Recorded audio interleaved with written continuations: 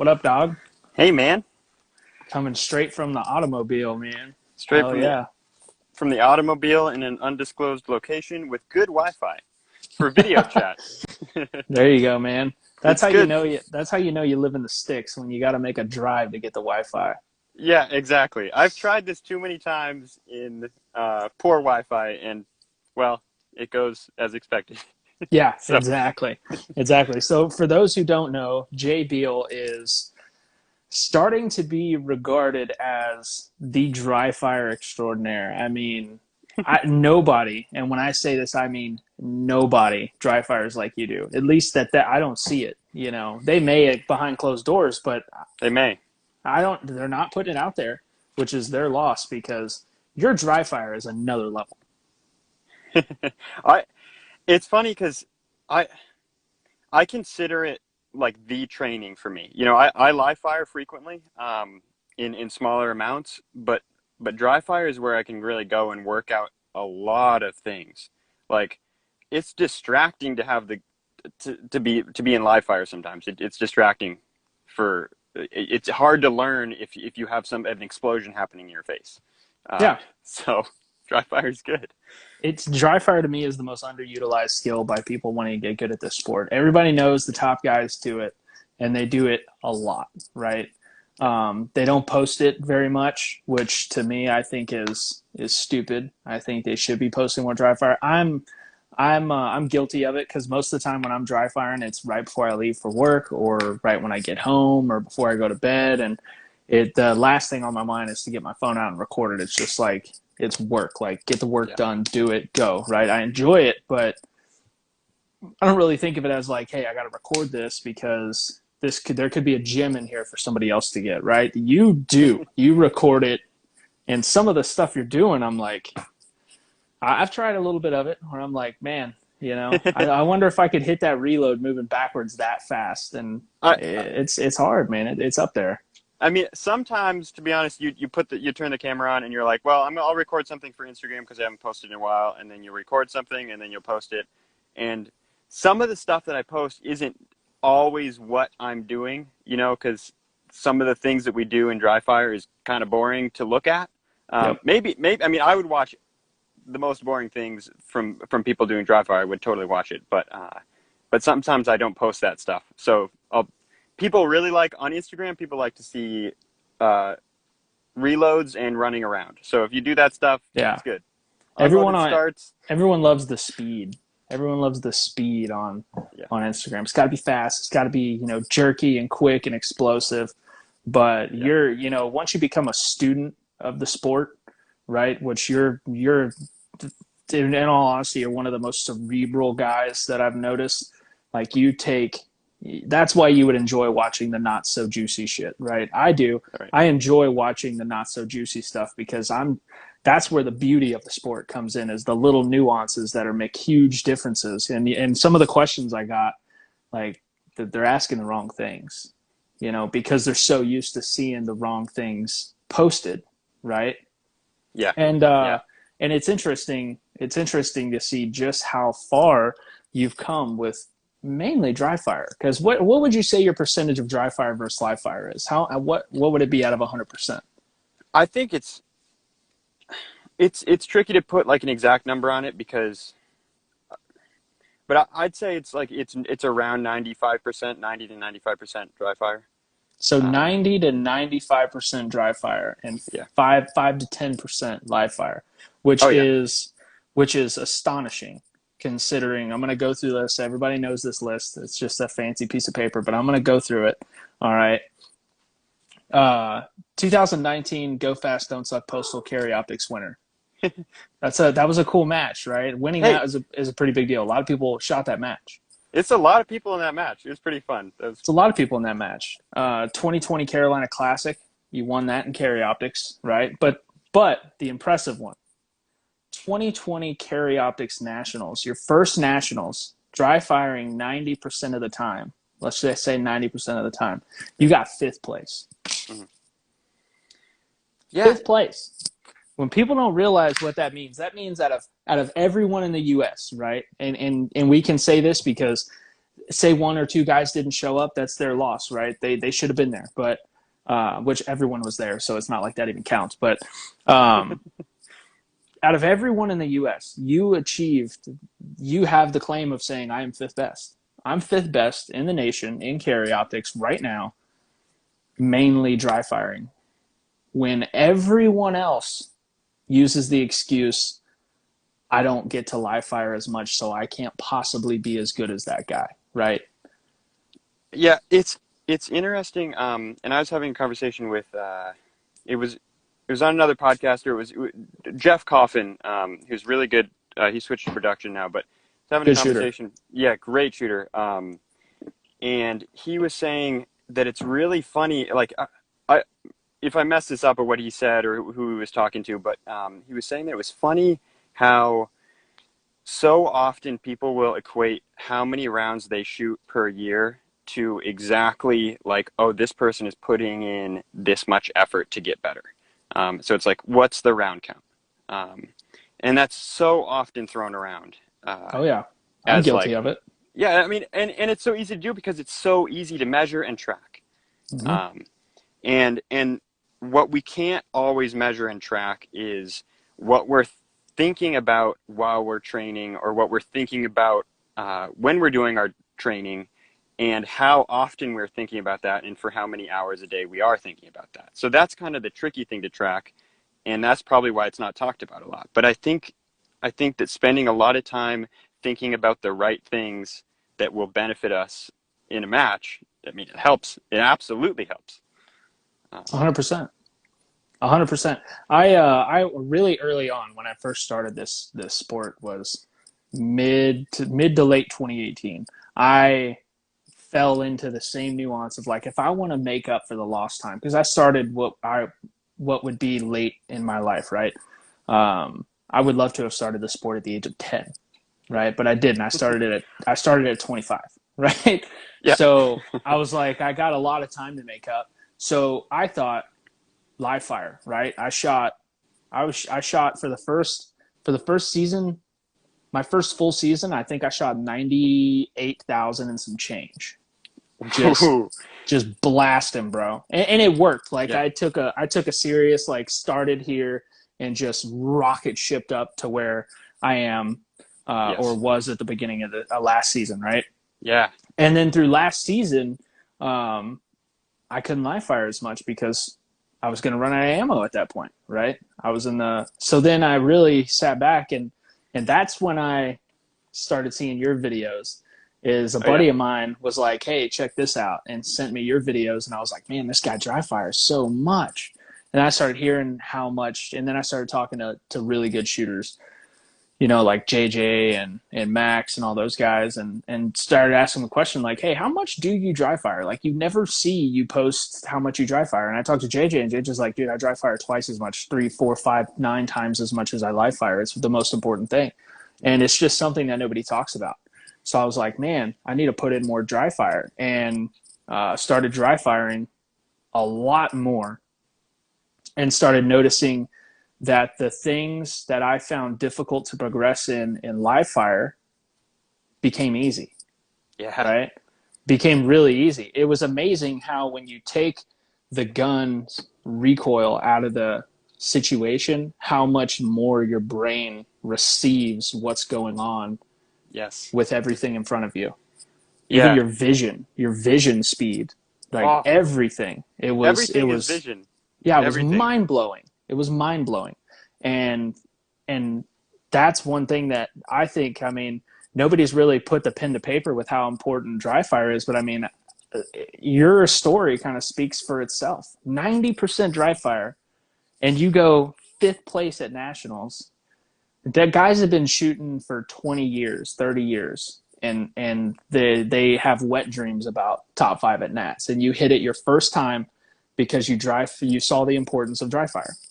Yeah, and well, you said it right at the beginning of this, but yeah, you pick up so many little details and you can learn so many just little things that apply way out. And I mean, I can't say this without saying, uh, so like Steve Anderson, everyone knows Steve Anderson, and his books and stuff. And so that's where I started out. Like for the first year, I did his 12 drills, um, from refinement and repetition. Like that was all I did. I did not move around at all. I had a small space to dry fire, um, and that was all I did. Uh, and and that stuff. I mean, it gets all the little skills that you need. You can learn a lot to do that. And so, and I work with Steve now, and we do some stuff together. And so, I can't continue without saying that. But yeah, man, Steve's got a lot of knowledge in that skull.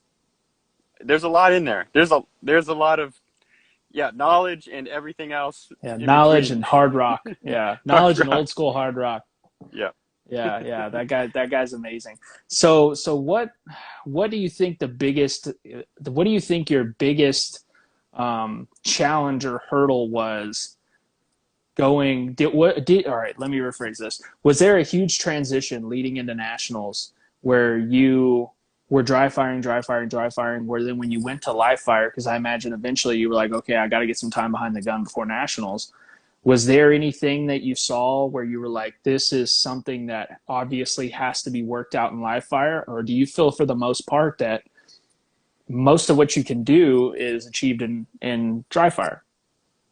I think that the only thing we have to do, and this isn't, I heard this somewhere else, and it may make sense to me, but the only thing we have to do, at least for me in live fire, is understand how much I need to return the gun after recoil.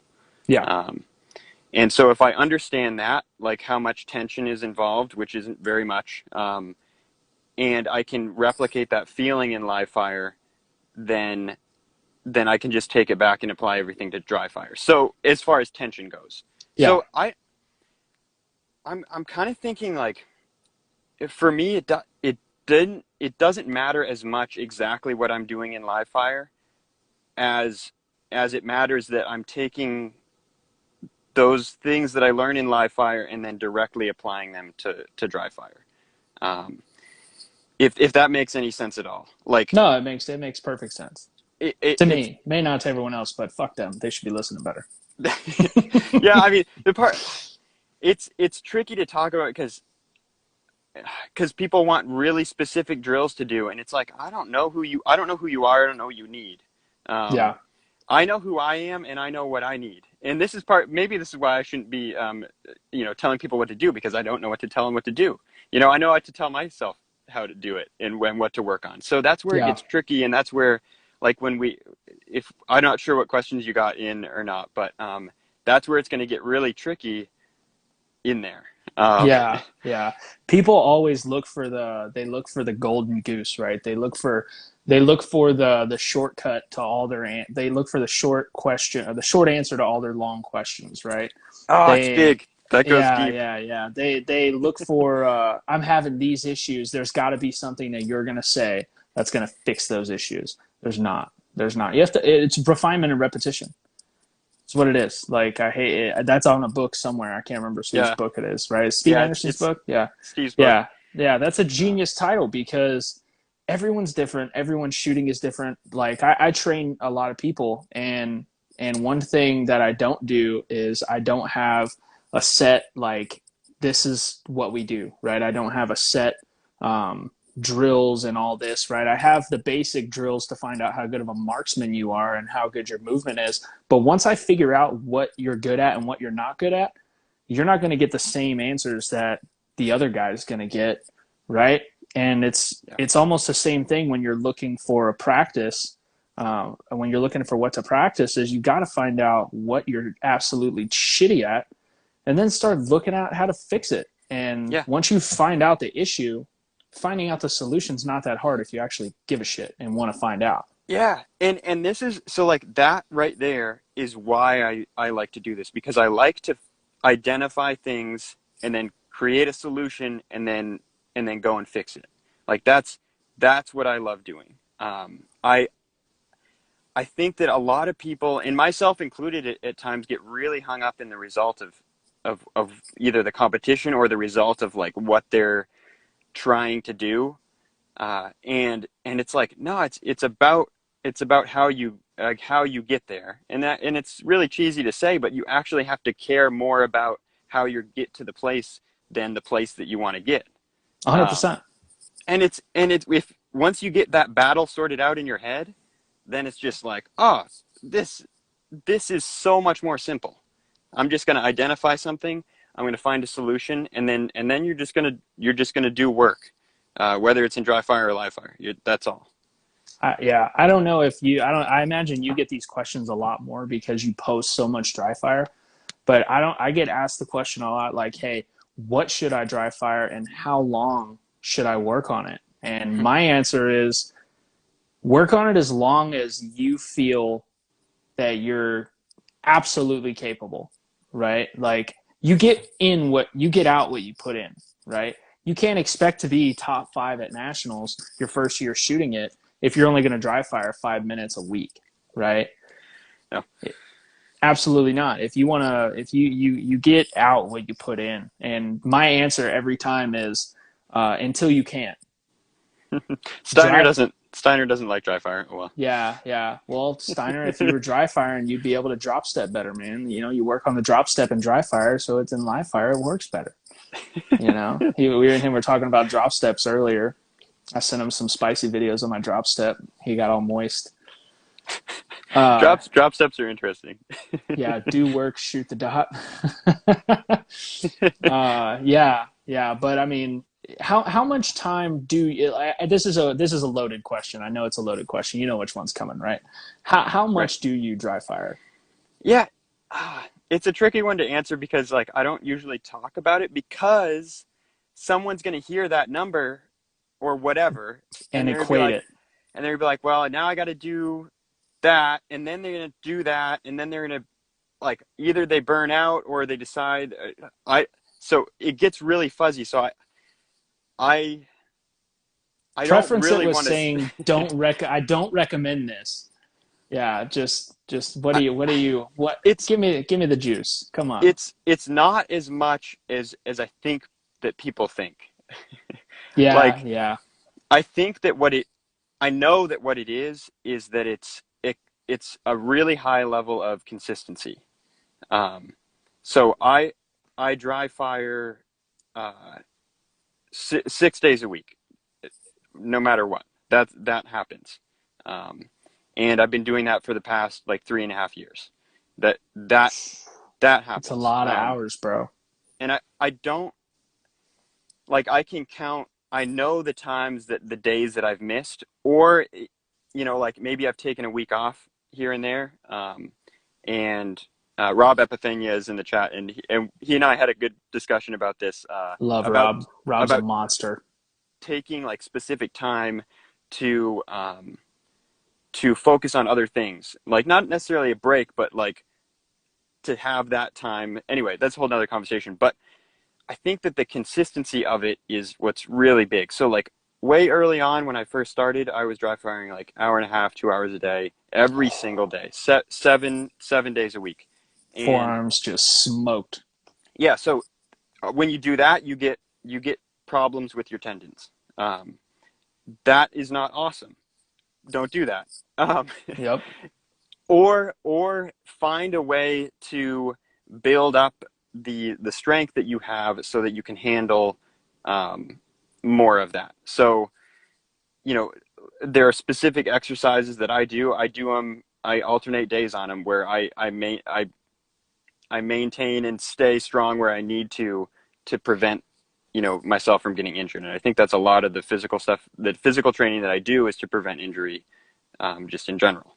Yeah. Uh, and so I'm not answering the question by taking it somewhere else, but Yeah. I get I, it. I I get it.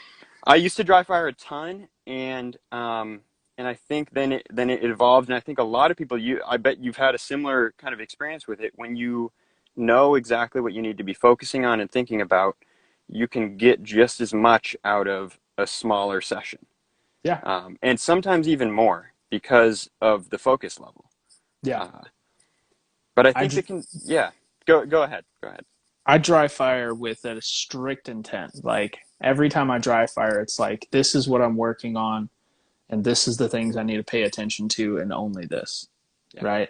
Eventually something may come up where I'm like, maybe I didn't do that as good as I should. I should probably take a little more attention to detail on that, right? But if you just go in with like, I'm going to do 100 draws, 100 reloads, uh, you know, it doesn't work.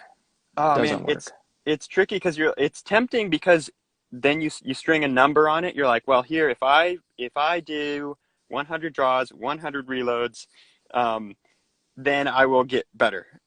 And you'll get better to a certain extent. But Yeah. all of those, because we really like to put numbers on things, it takes away from the process of the dry fire. Yep. So if I'm going to structure something, I have an app on my phone where it'll run 5 minutes back to back to back to back to back. And I'll do an activity for 5 minutes. If I feel like I need to continue doing that activity, it'll go for 10. Usually I don't do one thing for more than 10 minutes and then I'll change it. And so that's kind of how I structure it, where like the timer rolls off, and if I feel like I need to continue going, I will, because I have a specific time that I dry fire, and I need to be organized with that time. And Yep. so, I'm the same way. which doesn't mean that like sometimes I need to learn something. Maybe I'm changing gear or learning a new grip where I won't do the same thing for like an hour and a half, which and then just to drill it in, just to really get it down. I've done that before, and I that's rare. That's rare. Yeah. I'm doing that right now because I'm shooting limited 10 nats on a whim. Yes, I you've actually been. just got the rest of my. Ghost just sent me the rest of my mag pouches when they get in, like Saturday, because I'm using the same rig that I use in open and limited, There you go. but I've only got 3 pouches, and Oh, I'm you need like, like six of them or that's something. not gonna work. Yeah, so I was like, can you send me more pouches? And he's like, yeah, yeah, yeah. So they just got in, so I'm hitting it. I'm hitting the dry fire hard with like reloading out of that fourth, fifth, and sixth pouch is the struggle's real right now. And the fact, I'm in the process right now of trying to get in the physically best shape I've ever been in, and I've been in phenomenal shape in my life. But I got in a car accident in 2015, and it destroyed my lower back and my sciatica, so I couldn't touch a gym for what felt like an eternity. So I got out of shape Yeah, and was out of shape when I found this game. So now I'm like, now my doctor's like, you're good, go 100%. And I'm yeah. like, bet, right? And I still can't put heavy weight on my across my shoulders. I can't do any squats, but deadlifts are Yeah. a go now. So Nice. And you the just were out running, right? yeah. Actually, There you go. just before this, I did 6 miles, and I was smoked by the end of it because, like an idiot, Yes. I went and in the middle of the day decided to go shoot, and when it's 95 degrees out in a muggy. Whew. The range I shoot at is on the river, right? And I'm in Houston where it's 100% humidity. The mosquitoes were real. The sun was so I did a 1200 round practice this morning. There you uh, go. yeah, and my hand, this new Atlas grip is smoking. I just put the step panel There's on the I've left seen side. pictures of those. Oh, it is smoking my hand right now, dude. Like it is chewed down to the core. And so then when I got back, I was like, all right, bet, go on a run before the podcast. And I was like, I've only got an hour and 10 minutes to do this run before I got to be home. I got to do X, Y, and Z. I wanted to dry fire a little bit. So I was pushing the pace a little bit, and There you go. it was a struggle. It was It's a struggle. brutal. But yeah, but I still got this little extra bit on the sides, man. And I'm not gonna lie to you, dude. Getting to that fifth and sixth pouch is a little bit of a sumbitch. I don't know how them big boys do it. I have no idea, man. We just got divisions with one reload. That's where that's nice. That's why I shoot open, dude. I think I shot a match the other day where I had one reload out of 7 stages. Yep. One reload, and it kind of got a little boring because it was a little unfair. It I was shooting with some production guys where they're looking at my stage plan and then looking at theirs, and they're like, "This is gay." I'm like, "Yeah, a little bit." I saw in the chat a little while back. Sometimes you dry fire or live fire 6 rounds Yeah, I a saw that session. too. Yeah. Um, so we had a match today, and the so 2 days before before the match, I shot groups each session. So I shot a 5 round group one day and then a 5 round group the other day. So if it was a 5 round strong hand only group, and then the next day it was a weekend only group. So that was my only, not my only live fire, but I was doing stuff leading up to there. But 2 days before the match, that's all I did. Um, Wait, so hold on. You only shot 6 rounds in a whole dry fire set or a whole live fire session, or you were doing 6 round that's it. drills? Just 6 rounds and then done. What? Or 5 rounds, 5 round group done. Um, Just to like, okay, the gun goes banks 5 times in front of me, and it's not a surprise whenever it happens in the match. uh, I mean, I'm just shooting a group. I mean, like, I'm just, you know, like, Savage. I I know. So I like I have the ability to live fire like pretty much every day. And Are you and one of I those guys who has a range at their house? yeah, pretty much. And so that Oh, so like you can go out, you can shoot a little bit, and then you're done. Um, and that's not easy to do because you have a mag loaded up and you're like, well, this mag is full. Why don't I just shoot the whole thing? But I I did what I was there to do. So I was there to shoot a group strong hand only. I did that, and then the next day I was going to shoot a group weekend only, and I did that. Steiner Um, said that's like one popper for him. Oh my god! I mean, he's telling the truth. Dude, that's savage. That's savage right there. I don't think I have the willpower to just shoot 5 rounds. I mean, it takes.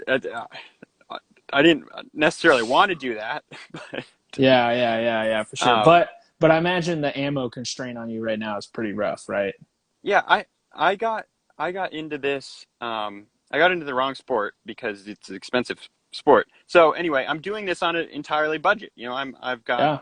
I'm shooting carry optics obviously because open's too expensive, and got to have a red dot.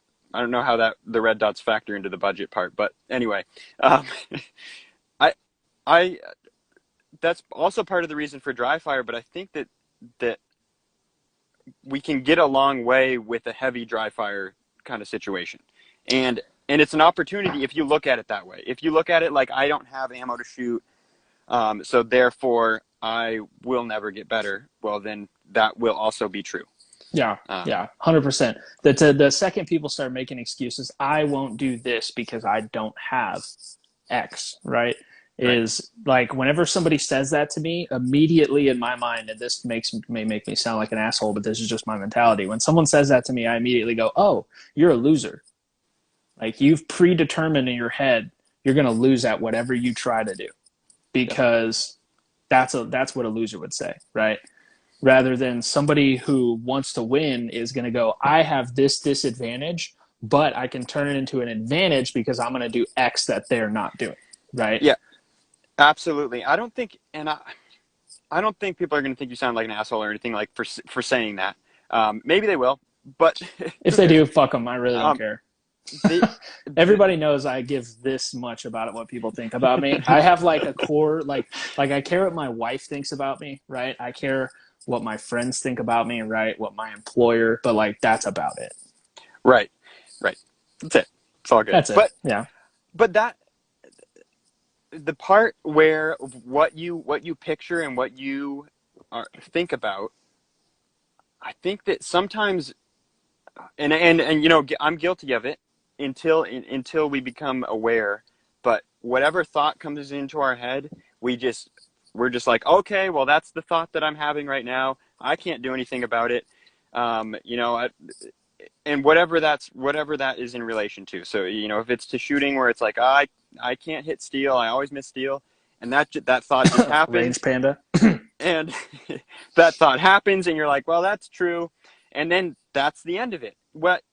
And if we switch it around, which this just applies to everything, if we switch it around to something where we catch that thought coming in and we replace it or flip it, Mm-hmm. um, and that goes for everything. Even and at a match, it's really really important.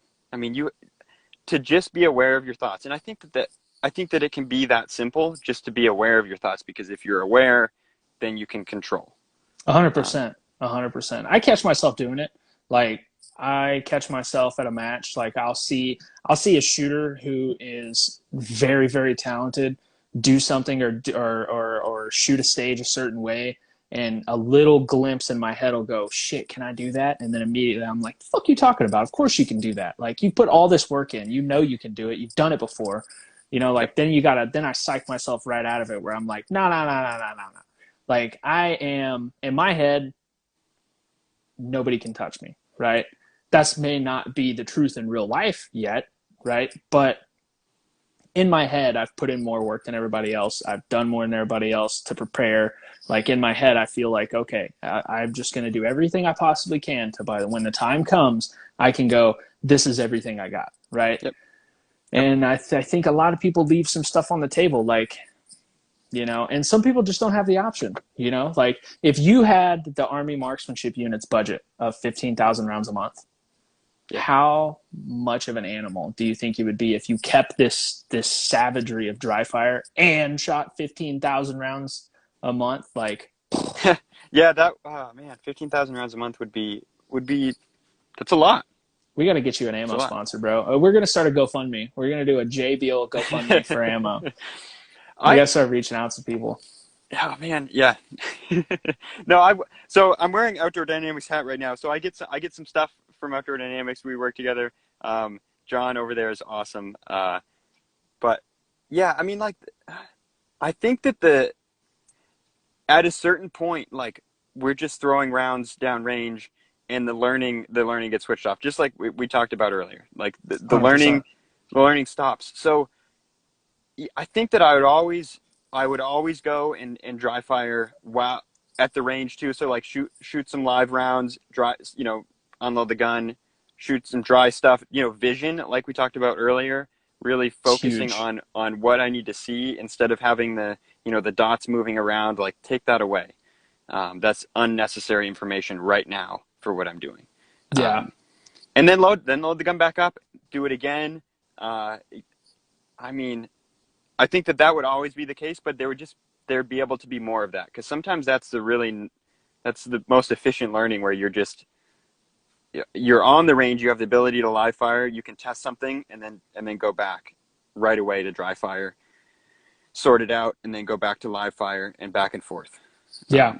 I It's do. good.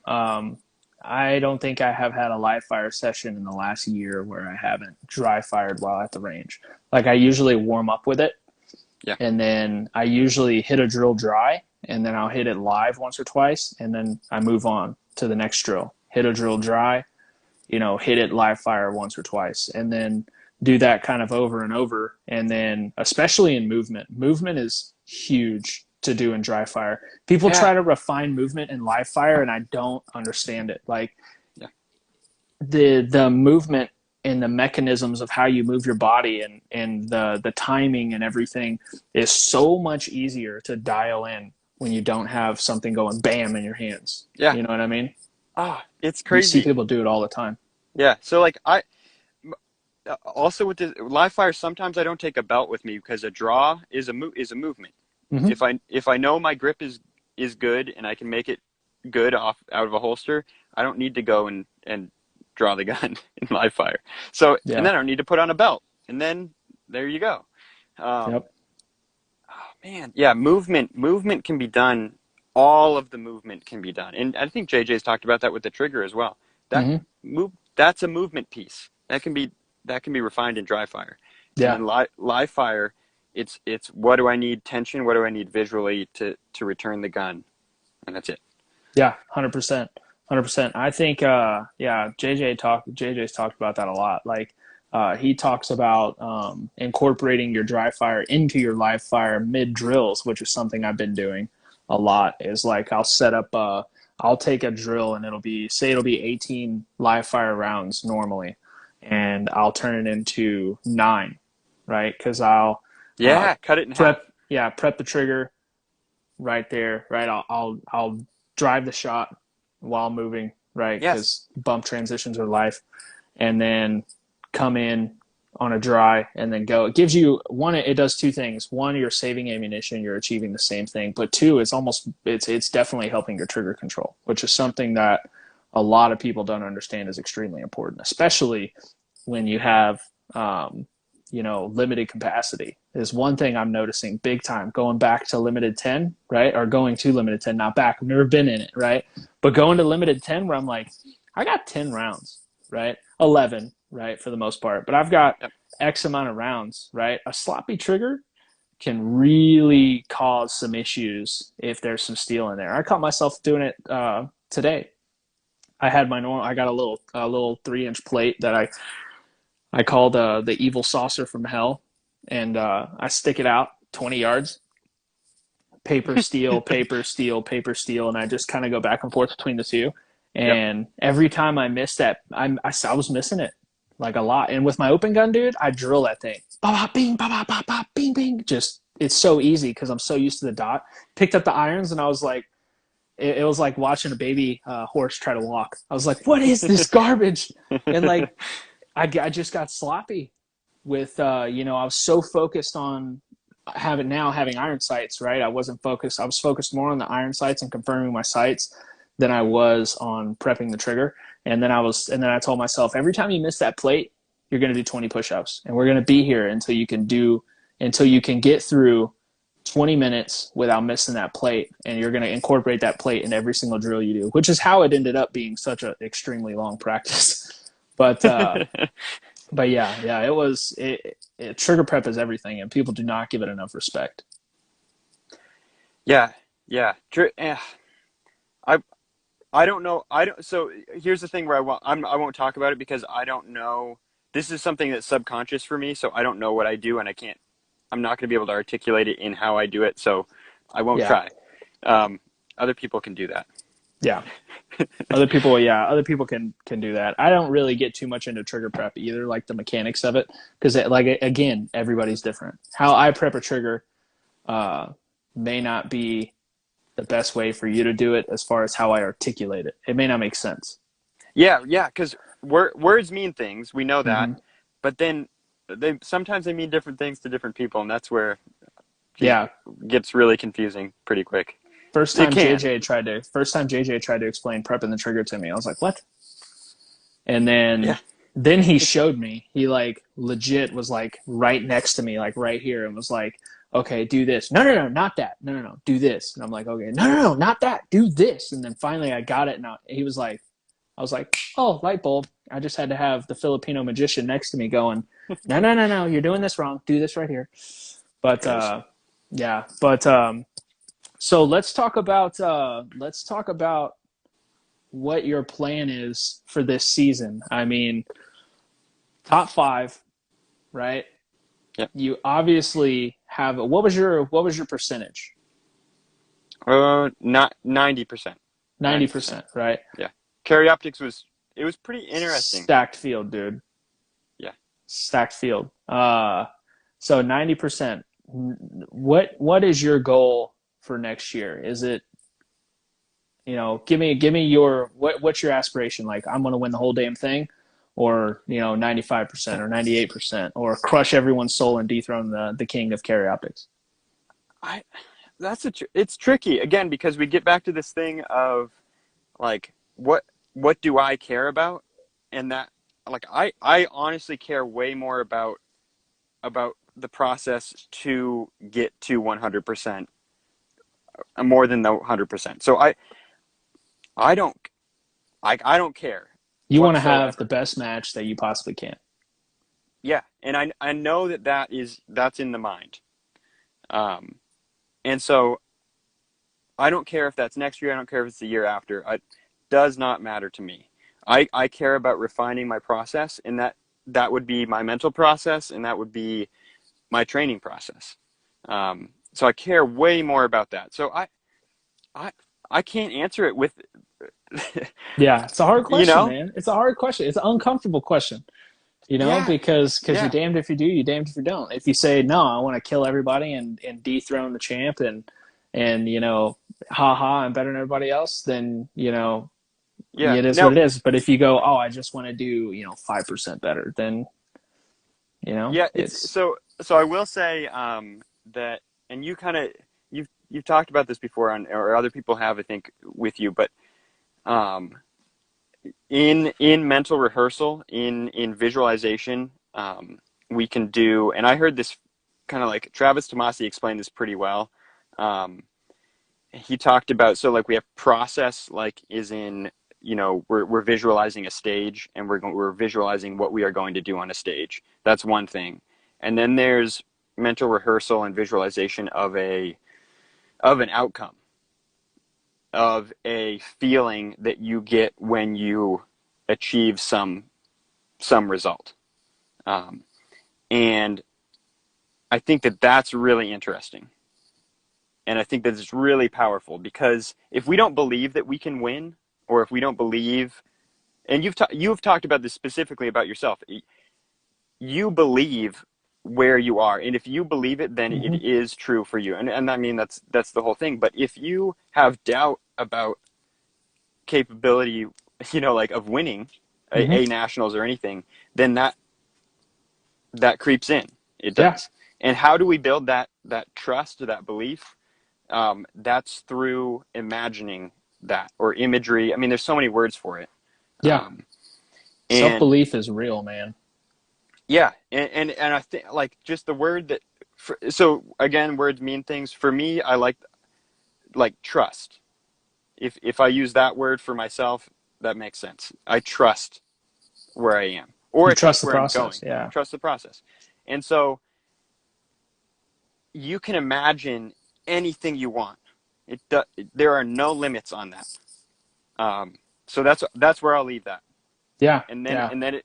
it becomes real, and then you have it in you to, you won't hold yourself back. And so this is where the self image comes in. And so, like, also, uh, Lanny Basherman, Mental Management, like that. God, that is the best book ever. And for some people it's iffy, but for some people it works out really, really, really well and makes sense. And Hmm. for me, that has been it. That has been Hmm. it. And I mean, honestly, I listen to everything. I listen to all of your podcasts, all of everybody's podcasts. I hear everything. Okay, but and so I learn from all that. And I think that everybody has a different way of saying the same thing to a certain degree, and and and it's really powerful. It's the secret, if there is one. Yeah. Yeah. Um, For sure. For sure. For sure, man. That's I asked that question originally, hoping to get to this direction because I yes, knew you were yeah, cerebral enough and you had the mindset to go. Uh, I am going to trust my process and I'm going to shoot to my best abilities. And in your head, I'm sure you think just like me. I think if I go to a match and I shoot to the best of my ability, I'm going to win that match. mhm, And if not, hats off to whoever was savage enough to dethrone me when I'm at my best, right? Because I do stuff, you know, that I know is top tier shooting, just like you do. You do stuff where in your head you got to go, there's not many people that can do that, you know? yep, And if you can just put it all together by focusing on the process, that's something that I got real caught up into early on in shooting. Was like I was so focused on where I wanted to be at the end of the match instead of focusing on stage by stage. And like now I'm to I forget stages. Like somebody will be like, "Oh yeah, I have friends and I love them to death, but I told them to stop doing this." But I have friends who will come up to me and be like, "Hey, you lost 7 points on that last stage to this person, so just want to let you know." And I'm like, "What?" Like I don't give a shit. Why even tell me? Right? It's back there. I can't get those 7 points back. You know what I can do? yep, Now drop another seven here. yep. Right? Because once you start chasing those lost points, that's where you get in trouble, man. And short Yeah, memories win championships. Short memories win championships 100% of the time. yep.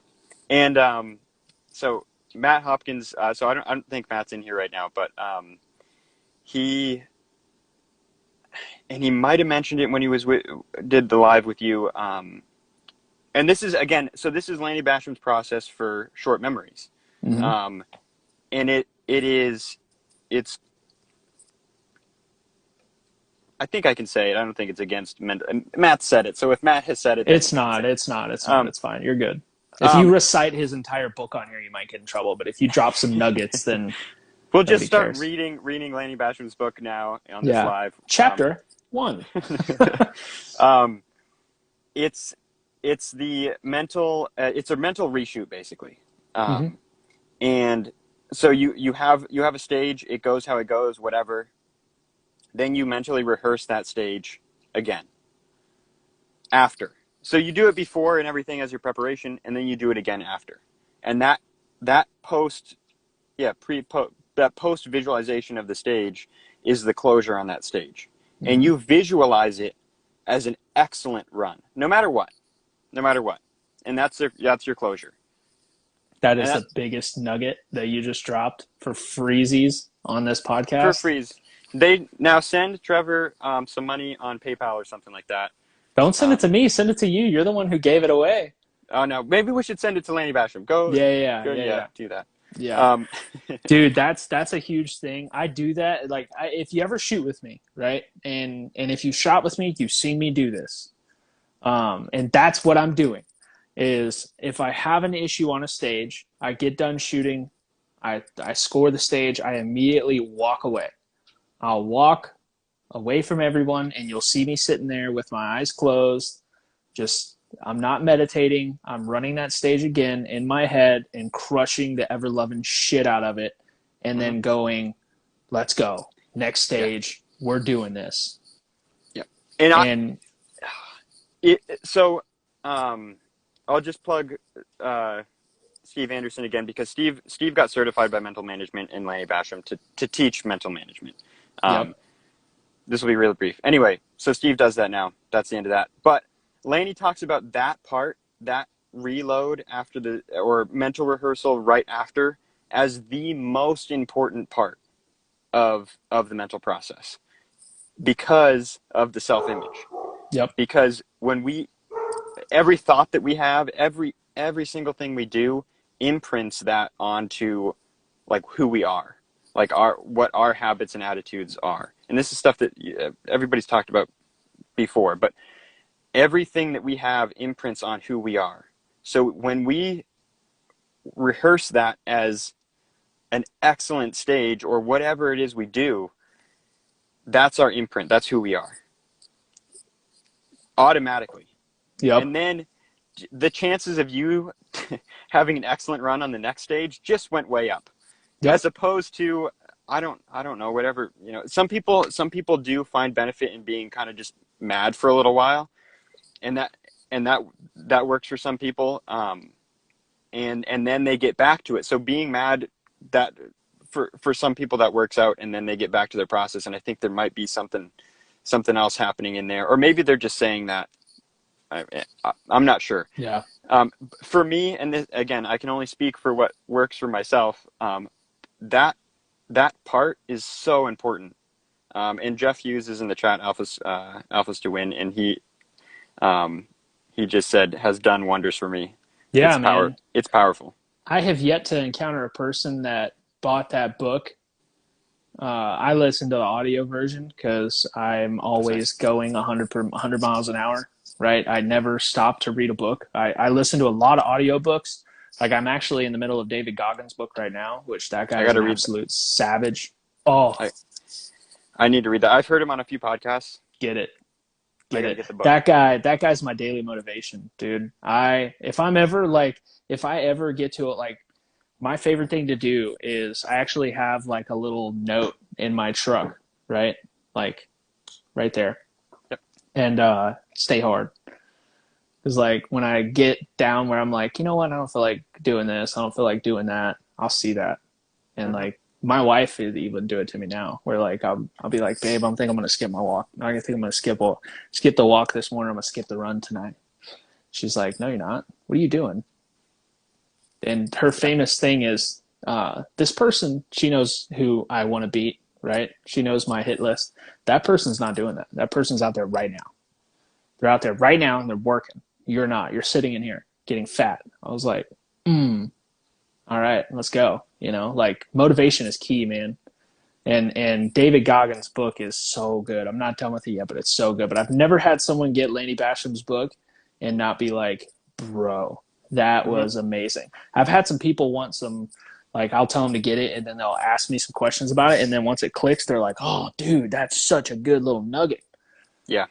And I see so many things. Alex just said attainment is great too, and attainment is a book that Troy Basham wrote, one of Laney's sons, and that book is like it's the same concept, but that is it's so simple. It's simplified in that book. Like here are the things, do the things. Um, I haven't read that's that one something yet. That's maybe going on the list. it's really good. Um, Rob lots of Epifina is talking about his approach to a tough stage. Told myself I'll crush the next stage. Helped a lot. Yeah. yeah. Yep.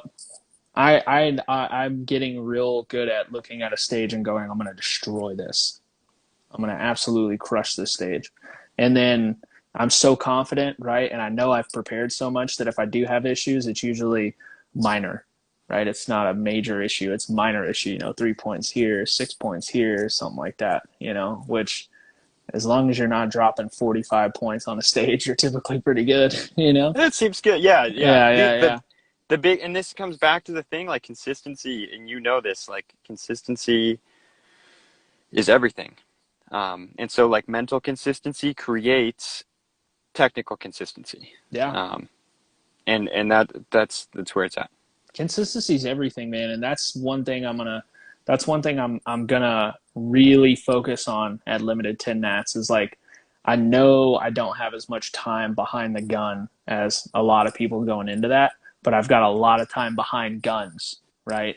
It's the same concept, and all I'm gonna do is just do what I came there to do and try to be consistent, because if you go through every nationals that's happened for the last like the history of USPSA, with a few exceptions, if you were to shoot 80 to 85% on every Yep, stage, you're winning that match. absolutely, And absolutely. nobody looks at that. Everybody thinks that the guys winning these matches are 100%ing every stage. They're not. They're not.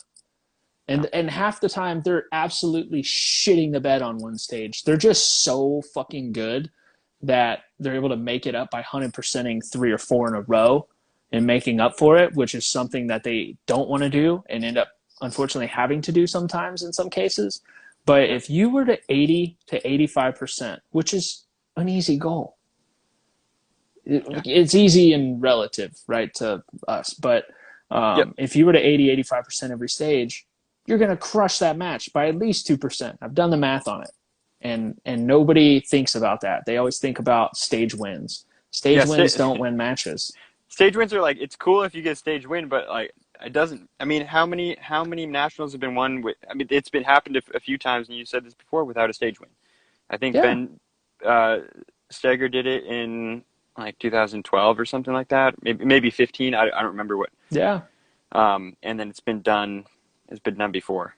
It's been done. It's been done a couple times. Yeah. And not only that, the guy who's won the most stages has also lost the match. Yeah. Like that happens a lot. Like you'll see it'll be like an 18 stage nationals, right? And he'll win 12 stages, but he loses the match by 2%. And you're like, how did that happen? He won, 70% of the stages. Well, he also shit the bed on 30% of the stages. Yeah. And all the 5, 6, because the guys who were shooting 80 to 85% of every stage, they're losing maximum, right? Not maximum, but majority, 7 to 14 points per stage. Right. Well, they're not losing that to the same guy every time, right? And No. they're actually usually gaining that on the guy that got it from them the last time. So it just the law of averages works out awesome. Yeah.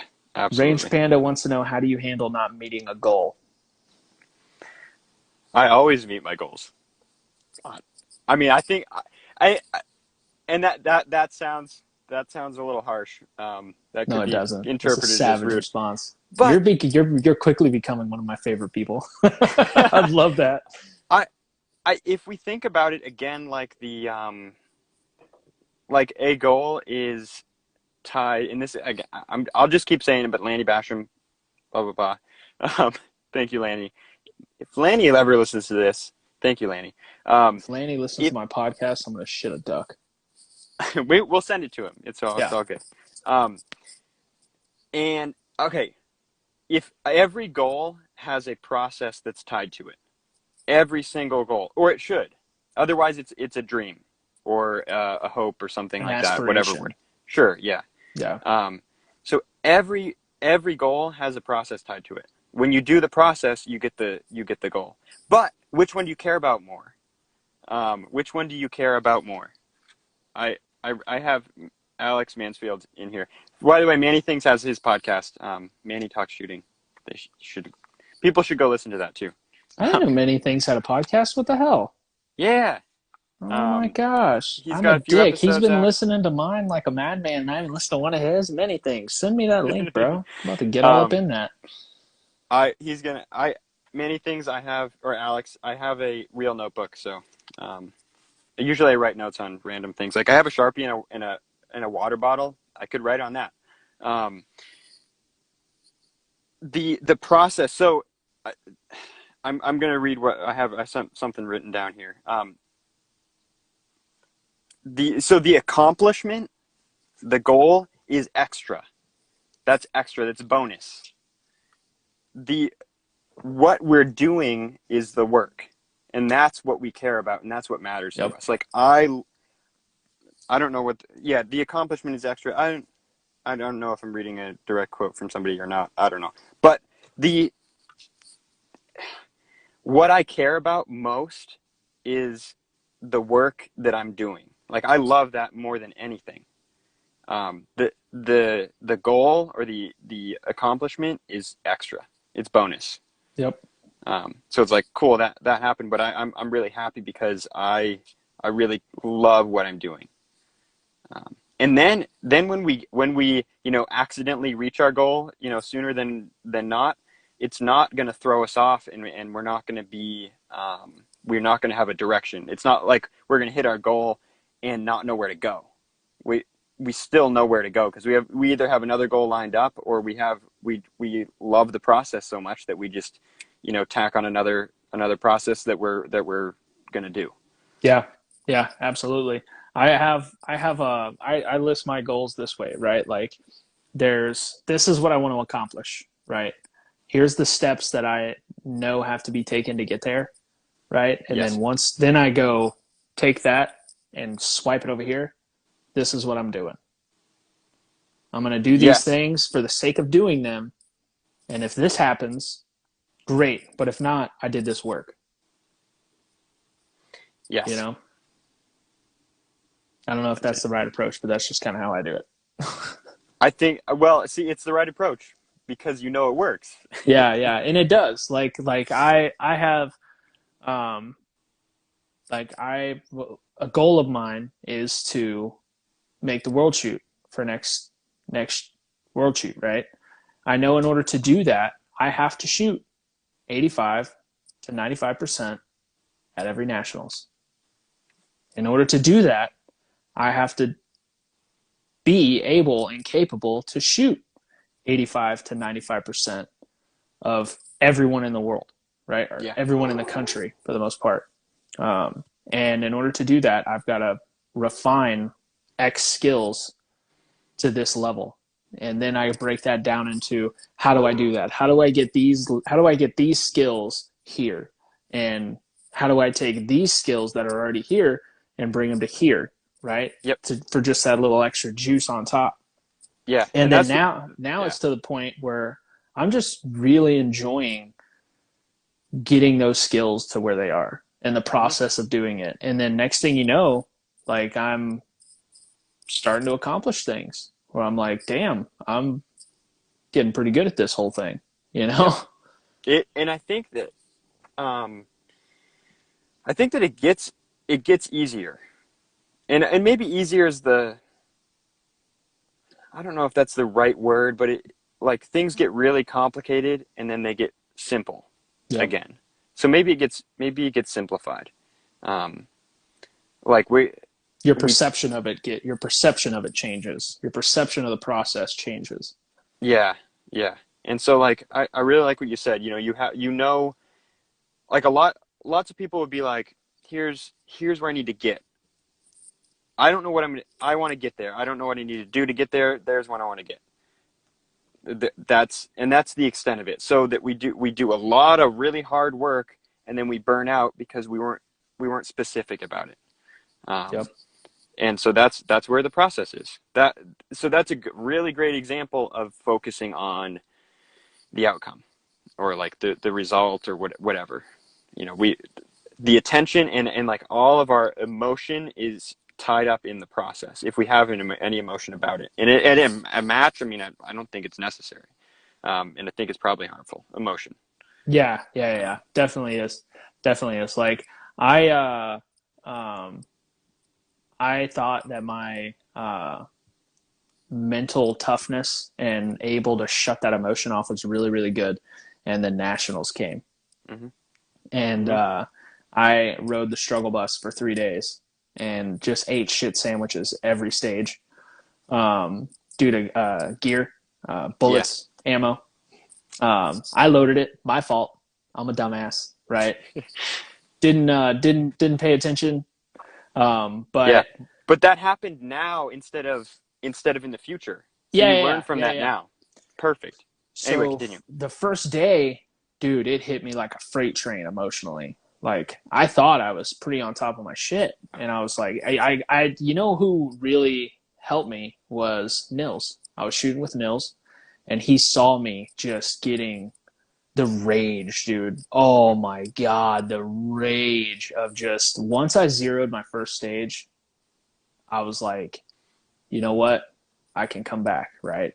I've had issues on every stage, but they've been, you know, maybe 10% issues. And then I zeroed a stage. I'm like, listen, if I can just have a good second and third day, right? But then I ended the day with a really, really bad one.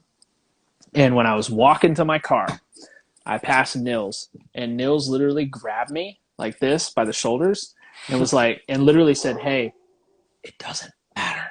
And like gave me a hug and was like, it's all about the process, dude. Hmm. And I was like, damn. He's like, it's out of your control now. He's like, Uh, just do what you can. Now, and this was his advice. Now is where we find out what you're made of. yeah, yeah, yeah. And they were taking bets on whether I was going to finish or not. That's how bad it was. That like it was so bad that Nils and other guys were taking bets on whether I was going to finish the match or not. And I did. And I did. And old Ron Brown from Jamaica was like, dude, I thought for sure after day two you were not coming back. Because I zeroed another stage on day two, a big stage, 150 some odd points. He's Yeah. like, I thought for sure you were not coming back here. And I was like, you're not getting rid of me that easy, you son bitch. you know?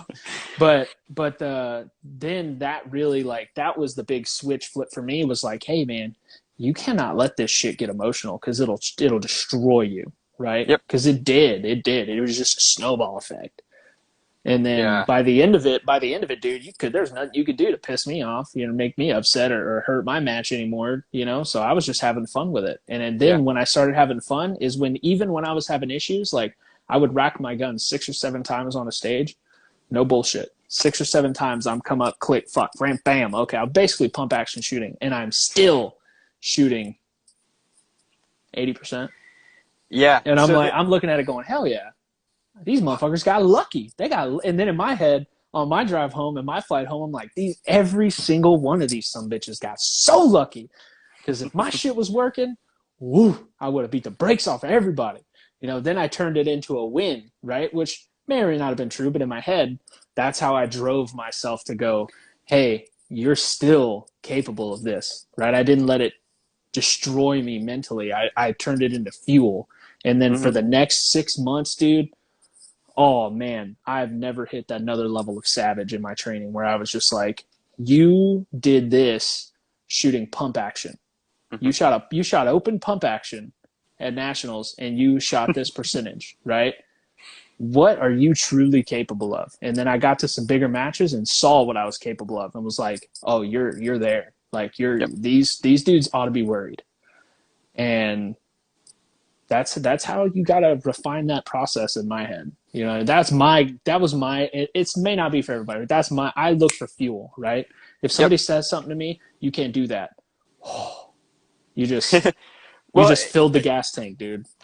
yeah, oh man, words are powerful with that.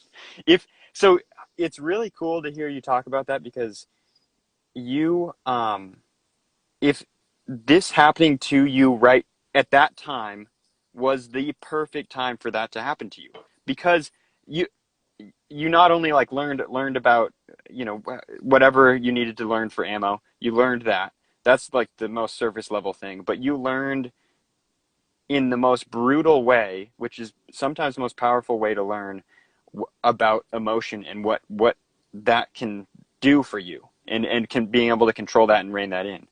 Um, and then again, taking it away at the end and looking at it not as like some failure, but how you said fuel. And some people might, oh man, people might hear that the wrong way from your side as like, oh well, you know, had this result and then took it the wrong way and was like, oh, that was good. But no, literally, it's good. Mm-hmm. So take that and switch it around. It's the same thing. Yep.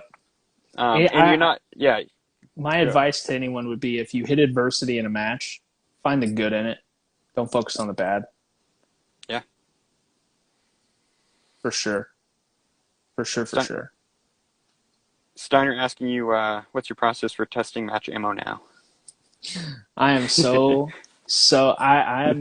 I've never been more anal retentive than I am with my major match ammo now. My major match ammo process now. Say I'm gonna take 600 rounds, right? I'm gonna load right then and there. I'm gonna set everything right, check everything, test everything, mic everything, whatever, what have you, chrono, and then I'm gonna load 500 rounds, and that's gonna be my 500 rounds practice for that week. Because right now I'm limiting my practice to about 2,000 rounds a month, just for ammo purposes. I can't shoot as much as I'd like to. Um, Sounds like a lot when you're over here shooting 5 rounds. Yeah, that's pretty nice. Yeah. And then if I have one hiccup, right, then I go back through everything, like Yeah, through everything until I find the problem, right, and then yeah, fix it. because it's a problem and like 100%, it has to be 100% reliable. Has to be. Yeah, Um, yeah. And then I load. If I'm taking 600 rounds, I load. Um, I load. I think what like 700 or 800, and then I pull 10 from each, just random 10 pull, 10 from each batch of 100, and then I yep. go and I function fire all of them, they're all marked, right? Like I'll pull this 10 out of this box. Okay, that's box one, and then if one of those boxes is out, like if I have an issue with one of those 10, I scrap that whole 100 into my practice. I'm that anal retentive with it now. It's worked. It's worked for the most part. Yeah. No, that I like it. I mean, that's it. Um, yeah, people answering stuff in the chat. Rob got it with spinal flow yoga. People with so working through tennis elbow or shooter's elbow. Um, that's the program. That's it right Yeah, there. yeah. I'm actually glad he posted that because I've been having a little issue with some shooter's elbow. Hmm. And I've, talked to a few people and like I've got some exercises, but I'm gonna look into that. Spinal flow yoga Yeah. shooter's elbow. I'm gonna check And that. Thank you, Rob. What a yeah, it champion. that's Chad. So Chad Riley, who does that. Chad's a really cool guy. He actually helped Rob Latham with I think getting through his knee surgery, and he's helped Shannon Smith with tennis elbow as well. So Chad's the man. And Chad may have some slight differences on that routine now. Uh, just in the format of it, I think it can become a little more simple. Um, but basically, it's working. It's strengthening the muscle around the joint. I Yeah. mean, simple stuff. You're pumping blood into that area so that blood can do what it does, which is to circulate stuff. I don't know what I'm talking about, but No, um, no, yeah, it sounds you know, legit. Sounds smart. Sounds scientific. take that for that's whatever I said. As long as That's you sound like you know what you're talking about, nobody's really gonna question it. You know what I mean? Yeah. um, But it's good stuff. Good stuff. Pump the blood into the elbow, however you get it there. Do that, and then do that. Every other day. Dude, I've been doing so I went full retard and bought an entire infrared sauna for the house. Oh, nice. Yeah. And that thing is amazing. My knees and back and joints and everything have never felt like I've been running a lot more than I've ran in a long time, right? Like when I was playing football, I ran this much, maybe a little bit more, but a little bit older now. Things aren't quite as easy as they used to be. So like when I first started running this much, like knees and stuff, fluid buildup and all that, like got a little extreme. But dude, the that and then cryotherapy and some other Yes. stuff, bro, so good. People should start investing in that stuff. Like invest in your body, man. It literally it costs at a local place down here. It's $20 to do cryotherapy. Do 2 sessions a week, and I feel so good. I gotta look That at. I, bed thing that I bought. It's an infrared sauna bed, and it dude. is the best thing ever. And it was like it's commercial grade. Bought it from the place that would supply it to all these health clinics and stuff, and it was expensive, right? But dude, if I tried to go, if I were it's basically the equivalent to a gym membership for like 3 years, right? But I'm gonna have that thing. It's got like a 50-year warranty, right? So it's never gonna die. Yeah. So totally worth it. Somebody said Steiner, didn't that guy used to be on a podcast? I think so. I think like way back Oh in the yeah. day, right? Kenny Platt was in the chat for a second. If he's Yeah, still yeah. here. I think Yeah. Steiner was in a podcast for a while, wasn't he? Something like that. Who knows? Somebody said, "Is the Glock 34 the only gun you have?" I have two Glock 34s. Yeah, that's it. Are you a big gun guy? Like, do you have a collection, or are you like, this is what No, I got? this is what I got. I sold the other stuff to buy primers or whatever. Savage, I mean, savage. and that's the other thing. Like, I mean, I I shoot a Glock and it's fine. Like I'll shoot whatever. Doesn't matter. And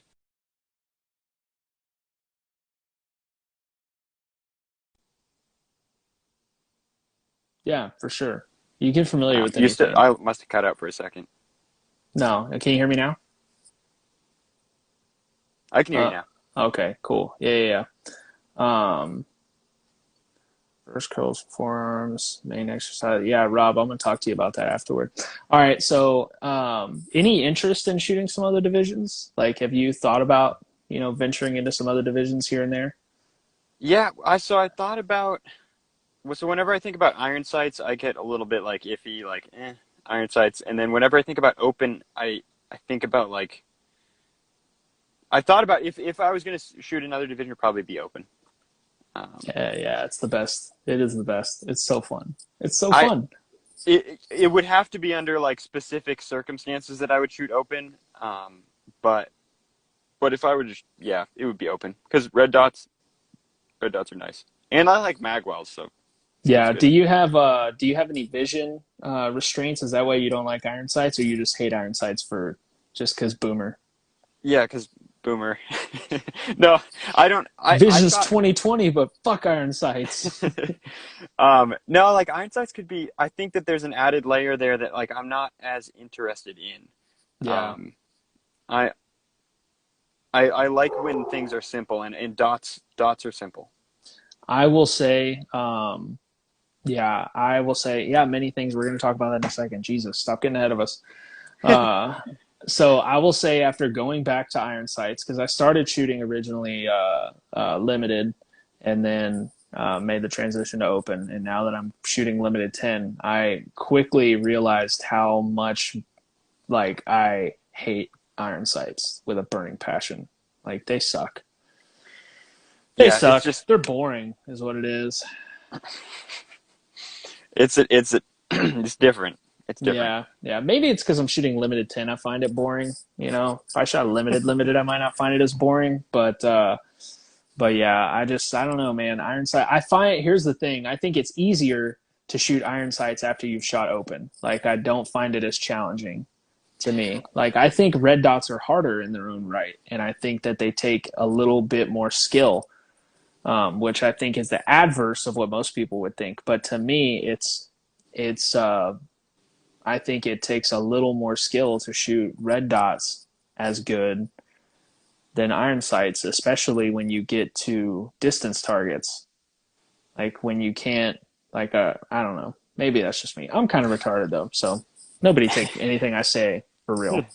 No, nothing on this podcast is for real. Yeah, So yeah. Anything we say on here, just please don't base your life on it. Yeah, so I was saving this because I want to talk about this, man. You're a USPSA Open Master from concealment. Why? How? Why? What in the fuck?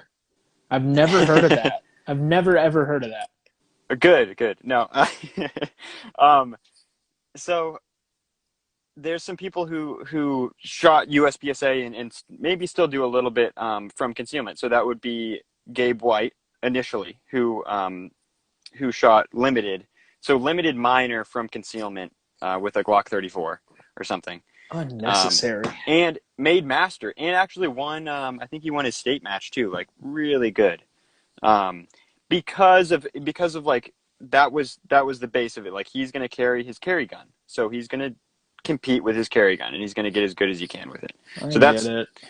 that's the thing. And so when I started, I was like in the tactical side, like whatever, you do that, go down that road. And I was listening to these podcasts and they're all like, you have to go compete if you want to get better at shooting. And I was like, okay, well that seems reasonable. And so that's where I started competing. I used my carry gun, which was at the time, it was really popular to have like your Glock with your compensator and your red dot and your magwell. Yep. Um, and so I All the was way timmied out. all the way timmied out, Yeah. flashlight, Oh, X300, yes. all of it. So um, that escalated quickly where I was like, oh, this is a game. Oh, I want to get good at the game. Yep. That was instant. And that actually happened before I even shot my first USPSA match where I was like, what division can I shoot in? Open. Okay, cool. Yeah, rolling special. Yeah, uh, Alphas to win. He was one of the, he knows these guys. He's into that stuff. um, and okay, so that escalated really quickly where it's like, what else do I need to do to my open gun to make it more competitive? Well, I need major power factor. So I went and got some factory 9mm. It was like 147 grain plus P plus stuff. Did all of that, got major power factor, and I'm shooting a couple matches here and there for this stuff. And you got a bigger magwell on my gun, drilled out my light and filled it full of lead shot, like to make it. I mean, my Glock weighed like Yes. my Glock weighed, I think 50, like no magazine in, not like 51 ounces, 52 ounces. Woohoo. So like 11 port compensator on the end, like all of this from concealment, like, so it's getting obnoxious. This is getting out of hand quickly. And so, because Oh my God. I so I'm, wish I could have seen that. I I got wish I could have seen it. videos are like from my first matchup on YouTube, like all the way through. So I did that for like 9 months. Took it really seriously. Like I went to Area 7. I competed that way. I did it with my brother. Area 7 was funny because they were all like, what are you, like, are you shooting PCC? Like, where's your gun? Like, it's under my shirt. It's fine. And It's all right so here, guys. Just chill it's out. all right here. And so anyway, the classifier stuff, like I made master through classifiers doing that, reloading from concealment, all that stuff. So that's when I was dry firing a lot, like 2 hours a day kind of stuff. Savage, dude. Absolutely savage. And Are you the only person to be an open master from concealment? We got to look that, that up. I've never, if somebody knows if that's the thing. yeah, I don't know for sure. I think I am, but I don't know. I don't know for sure. I mean, I didn't get anything fancy for it. I didn't get a plaque or anything like that. I got second. Yet. I was Yet. second master at Area 7, 2018, I think. Second master open from concealment, which was cool. From concealment. Yeah. That is dope. So I'm working with a company right now to start doing some shirts, and I see an open concealment J Beal special coming on. That's really funny. Now, I'm gonna somehow make that into a meme, and it will go on a T-shirt because that is gonna be incredible. That's Yeah, I pretty wish I funny. captured a picture like he is. Yeah, Yeah, Les Kiss Martoni, Les Pepperoni on Instagram. Like um, he's he's A class in limited, I think. Maybe he made master. Um, but he's an open GM from concealment. he's a production GM and he switched over to shooting concealment. So he's a GM in production, but I think he's A. Well, he's automatically M class. Yeah, yeah, I think yeah. he's like 75% in limited. Yeah, but he I didn't could be wrong. classify open from Les, concealment. Les, yeah, he's Les is a really good shooter. Yeah, it's in the chat right now. Scott Jidlinski, I think he's A class. Maybe I don't know. Anyway, yeah, there's some other people doing it. A lot of people doing it. You know what? None of them fucking matter, Jay, because you're on here and you're the only one we care about right now. So in my mind, you're the first, and that's just how it's going to be. Anyone else who thinks otherwise, fight me. It's fine. It's fine. Um, so we got a couple questions. So the first one is, do you want to answer the questions first? Uh, I'm going to let you answer them first. I always let the guest answer them first. So, how Sure. to speed up split times? Okay, super simple. My answer is to relax, and that in itself is in the mind, um, and that's to relax tension. Like we don't need a whole bunch of tension in our firing hand. That's it. That would be my answer. What do you got? I'm going to say, let me preface this from when he sent the question. The bottom portion of it said consistently can shoot 20 splits. Oh, that's pretty good. Yeah, so I should have told you that before you answered because my answer is going to be a little bit different. My answer would be yes, splits get chicks, but transitions win championships. They do. So Eric, learn how to transition fast and stop worrying about looking cool on Instagram. I think Eric Graffel said that you can win a world shoot with 25 splits. 100%. That's powerful. It's very Yeah. powerful as long as your transitions are 25s. Yeah, you got to have good transitions. Yeah, yeah, yeah, for Yeah, sure. that's the exact thing. Like splits or whatever they are, doesn't matter. I mean, like if you get a stage like what's the classifier like 5 reload 5 2 strings, like maybe Yeah, splits yeah, matter a yeah. little bit Splits there. matter a little bit there. But then again, the classification system I think is bullshit. It may Um, be. It may be. So yeah, I yeah, think it should be all major match performance. yeah. Focus on transitions. That's what I would do for sure. Yeah, yeah, Which is but visual. relaxing, yeah, super visual. People don't realize that. People don't realize that. People try to work transitions in live fire. Stupidest thing I've ever seen. Like, yeah, you need to affirm it in dry fire, but you need to work it in dry fire. Like, Yeah. you can affirm it in live fire, but you really need to perfect it in dry fire before you even try.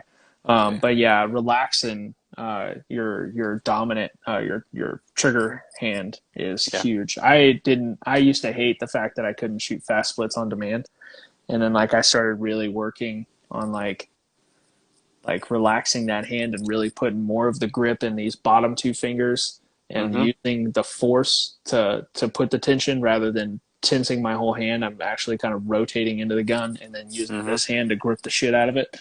And dude, now it's just like I still can't shoot a 9 split, but Hey, you know, it's not necessary. It's not it's necessary. not necessary. Yes, for all It you people who it shoot 9 splits, just know that it's fucking pointless and nobody cares. Just yeah. I kidding. mean, I wish I could. I was kidding. really good for Instagram, like TikTok, like that's good stuff. Like Yeah, yeah, people yeah. will watch it. It's good. Yeah, yeah, for sure. But if you can become insta famous with 20 splits, you're the man.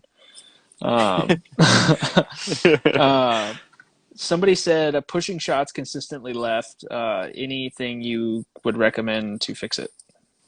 Mm. Like that That is you can't really this is answer that. Some tricky stuff. Yeah, there could be a whole bunch of things. There's 900 things. I'll answer it for me. Like when I do that, uh, just like if it's low left, it I'm pushing down on the gun, and I don't have enough.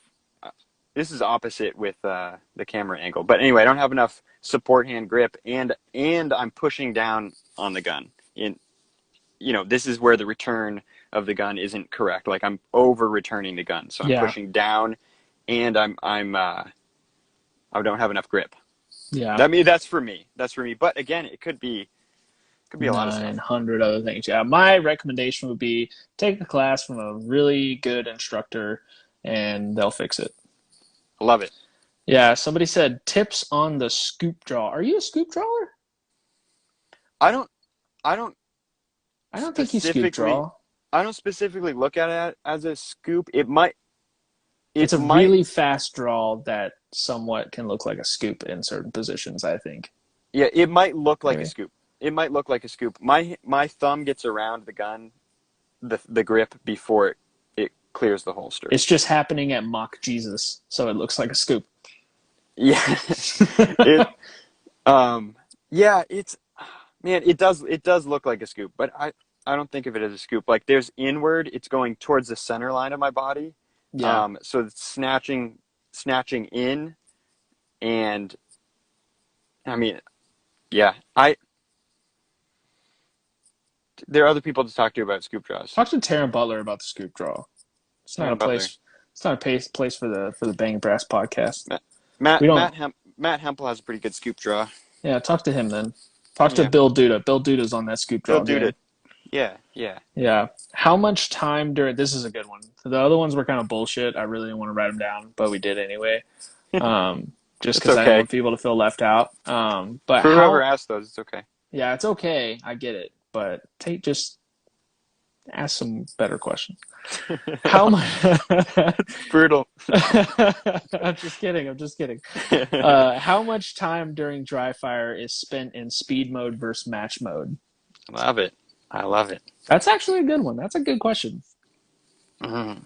And again, like for me, I spend it fluctuates. I think on average, because like I might spend like 2 weeks in like straight up speed mode where I'm just like learning how to do things in a quicker pace. I'm just trying to accelerate the learning process. So Yeah.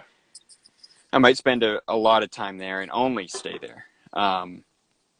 And and to kind of preface this, speed mode is something that Steve Anderson talks a lot about on his podcast, and this is just this is observing what's happening with like your sight. You're observing what's going on. You're calling your shots. You're seeing where bullets would be going. And so in dry fire or in live fire, you're paying attention to that, but you're not judging it. You don't care about it.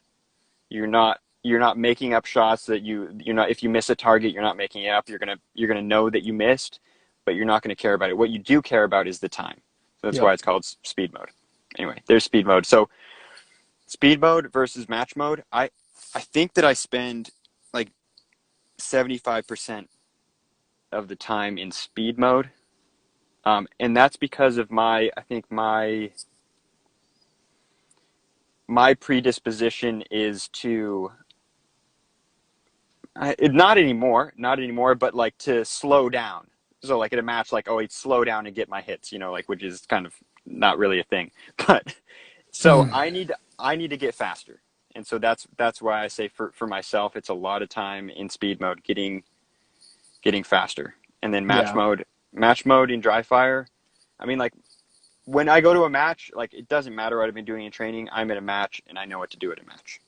Um, but if you don't know how to do match mode stuff, if you don't know how to flip that kind of switch and get in it, then you need to learn how to do that and spend 100% of time in training figuring out how to do that. Mason Lane has a badass video called Yes. Finding 100. Whoever asked that question, watch that. Yeah, Watch it's on Finding YouTube. 100. Yeah, it's on YouTube. That's Mason a Lane's YouTube. yeah, yeah, yeah. I want to take some classes from Mason Lane because I will take. So I'm doing a thing where which I was actually going to include you in on this, but I'm grabbing like 4 or 5 dudes, right, that just want to. It's 4 or 5 just straight up assassins, just future killers, just dudes that have that savage mentality and want to get better and don't bullshit the game, right? And I want to take that core group of guys and I want to take a class each quarter with those guys from different instructors and push That'd each be other. cool. Yeah, yeah, That'd yeah. be really cool. Yeah, yeah, yeah. So I've already got some instructors on board. I'm going to try to do that probably. I'm going to get through nationals and then start setting that stuff up. So, I like it. yeah, it's going to be pretty cool. How do you get good at recoil control without much live fire? This is a good question. I'm curious. I, um, A lot of I, carpentry work, baby. Forearm strength for days. yeah, milk goats, goat Milk. milking. No, that also. Okay, okay. Now we got a meme, baby. Now we got a meme. I mean, goat milking is so good for, first of all, shooter's elbow. That helps a ton. But then also like grip, like goat milking. If you ever milked a cow, milked a goat, I mean, like it's a lot. Um, and so that helps. No, but I mean, like the I like how you went into depth it's got to go into about depth. about it. You were like, no, I'm serious. Milking goats and cows builds strength because of this. Yes, yes. Um, Oh uh, man, I'm gonna need someone to make that into a meme for the love of Christ. I think that, so like for myself again, I go out and I live fire, and if my grip needs to be adjusted, I take note of it. I observe what's happening, so I pay attention. So if I need to have more grip for my sport hand, then I'm going to apply that back in dry fire. I'm going to replicate that feeling. So I'll take like a mental snapshot of what that grip is like, and then back in dry fire, I'll keep that. Yeah, That's what I do, and I almost don't think it like controlling recoil entirely. Like the gun can flip up. If it just, let's be consistent, let's have it go straight up, and that again is a straight grip down. thing. But like if we start to try and control it, we bring in all of the tension, and we bring in tension with our trigger finger hand, and we bring in tension with our shoulders and everything, and then we start to introduce other problems. Um, Yeah, so people like people spend so much time trying to mitigate the recoil. They don't understand how to just. There's a difference between controlling recoil and controlling the way you go about shooting that gun, right? How the gun moves and where it returns and yeah, how much it moves, and especially like I shoot open, so my shit doesn't move, so it's easy for me. yeah, yes. You don't have to really hold on to the gun, right? Yeah, No. yeah, yeah, yeah, yeah. I really don't even. I don't do shit. I just pull the trigger and point it at something. Yeah. I think Josh said, "Is goat a euphemism for penis?" mm, He's talking no, about milking goats. that's not appropriate. Yes. Eddie J said everything has a process. Back to the grip thing really quick. Um, I think that, well, first, like taking a class with somebody who, like, there's so many people to take classes from, Oh is really yeah, good. so But many then good instructors. having the grip so that when you pull the trigger, the gun doesn't move in your inside of your hands. And I think slow motion video is really good to look at that. If Hmm. the gun moves inside your hands, then there's some pressures and some friction you got to work out. Yeah. Grip tape, good texture. You were just showing your hand earlier. Good texture on a gun is big. I'm not gonna lie, man. That guy right there is hurting, Yeah. You'll but get that gun ain't moving, baby. not moving, and you'll get just a giant callus all over your hand eventually. So you'll Hmm. be good. Yeah, so I've been shooting the Chaos 1.0, and we don't have the alpha grip on that platform yet, so I don't have the interchangeable panels. So this is the first gun I have, the Artemis with the interchangeable panels, and I ran that step one because I like how it felt, right? It's almost like it feels so good to be able to just crank into that bitch and know it's not going anywhere with your support hand. Yep. Yep. Did not think the texture all the way through because it is it feels as if I am just running my hand across a cheese grater really, I can really fast, really, really hard. But the gun doesn't move. That's a plus. I'm just gonna. I don't know. I don't know. I may bitch out and throw some tape on it. I don't know yet. eh, do it before you get like some bloody situation going on, because then it gets a little too far, and then you take more time to recover. So yeah, tape early. I like to tape early. Yeah, I haven't hit the blood level yet, which makes me kind of sad. But Oh, I hit. you will, I'm Yeah, sure. well, I've done it, but not with this gun, right? With my open gun when I first started, or my limited, when I first started using steel grips, right?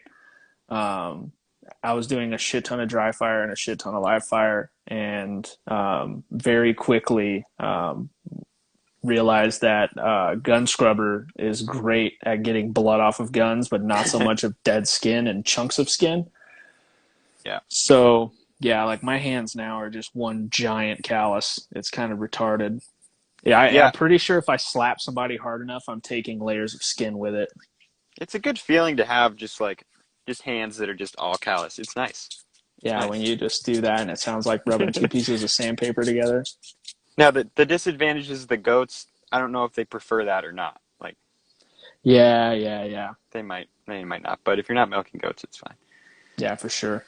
It's okay. 3M texture tape. Yeah, I don't know. Yeah, silicone carbide coming soon for many things. Hmm. All right, so did you get any questions? I didn't. Uh, maybe I did. I was not on Instagram until now. All right, so I got one more question. And then we're gonna get into some fun stuff. Let's do it. Some of the goofy stuff. Somebody said, "What's your favorite dry fire drill and why?" Ha, I like it. Um, oh man, There's a lot. there's a lot. It's gonna be tough. I'll just pick one. I think some version of like six reload six would be, and I don't do that. Honestly, I don't do that straight up very much anymore. But like as far as like what's wrapped up into it, it's a lot of fun. It is. Um, You do some crazy shit though. Like you've got swingers and activators and all this other th- jazz in that basement of glory you have. I'm so jealous of your dry fire room. It's not even funny, bro. um, yeah, the swinger stuff is fun, and there's so much to be learned like in dry with that swinger. Um, that I did that for a while. I got to well, I mean it's easy. It's right there right now. You got to set it up. I'll just activate it. It's fine. How Um, long did it take for you to acquire all that? so that stuff, like all the like swingers and stuff, or Yeah, like your whole dry fire room, dude. You got like it's like a chamber of secrets in there. You got so like swingers and walls and activators and stomp boxes and fucking doors and all types of other crazy shit down there and little contraptions. so my brother and I we build a lot of stuff. So like my brother built a door you literally just open and go through. We don't have that down there. I got to bring it down there.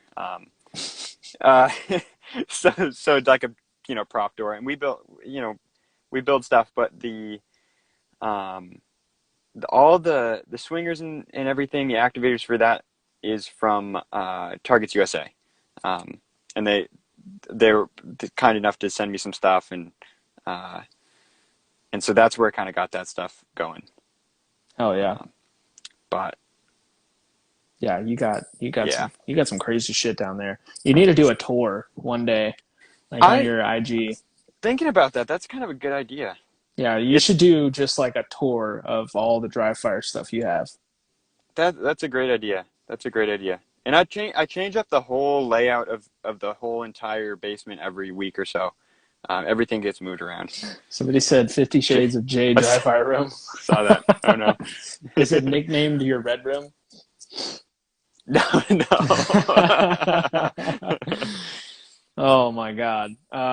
Yeah, I this new house, I'm stuck in the garage, which I didn't think was gonna be that big of a deal until like it hasn't been real hot in Houston since I've been here. Oh, And is it getting it hot in there? it's getting really hot in there. Like Oof.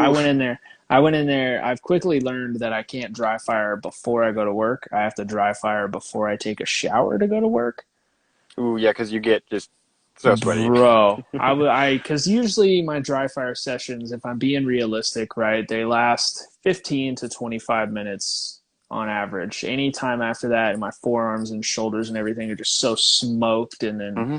by the time I get to my live fire session later that day, like, I haven't really recovered that much throughout the day. And then now you know, but dude, that 15 minutes felt like 100,000. I was drenched, bro. Like I walked inside and my wife was like, "We might need to put an air conditioner in there, eh?" I was like, You, "Yeah, probably. This sucks." yeah, nice little AC unit in there. Ooh, that'd be nice. That's That'd what be we're doing. really Yeah, nice. I actually just called a company Friday. I'd had enough.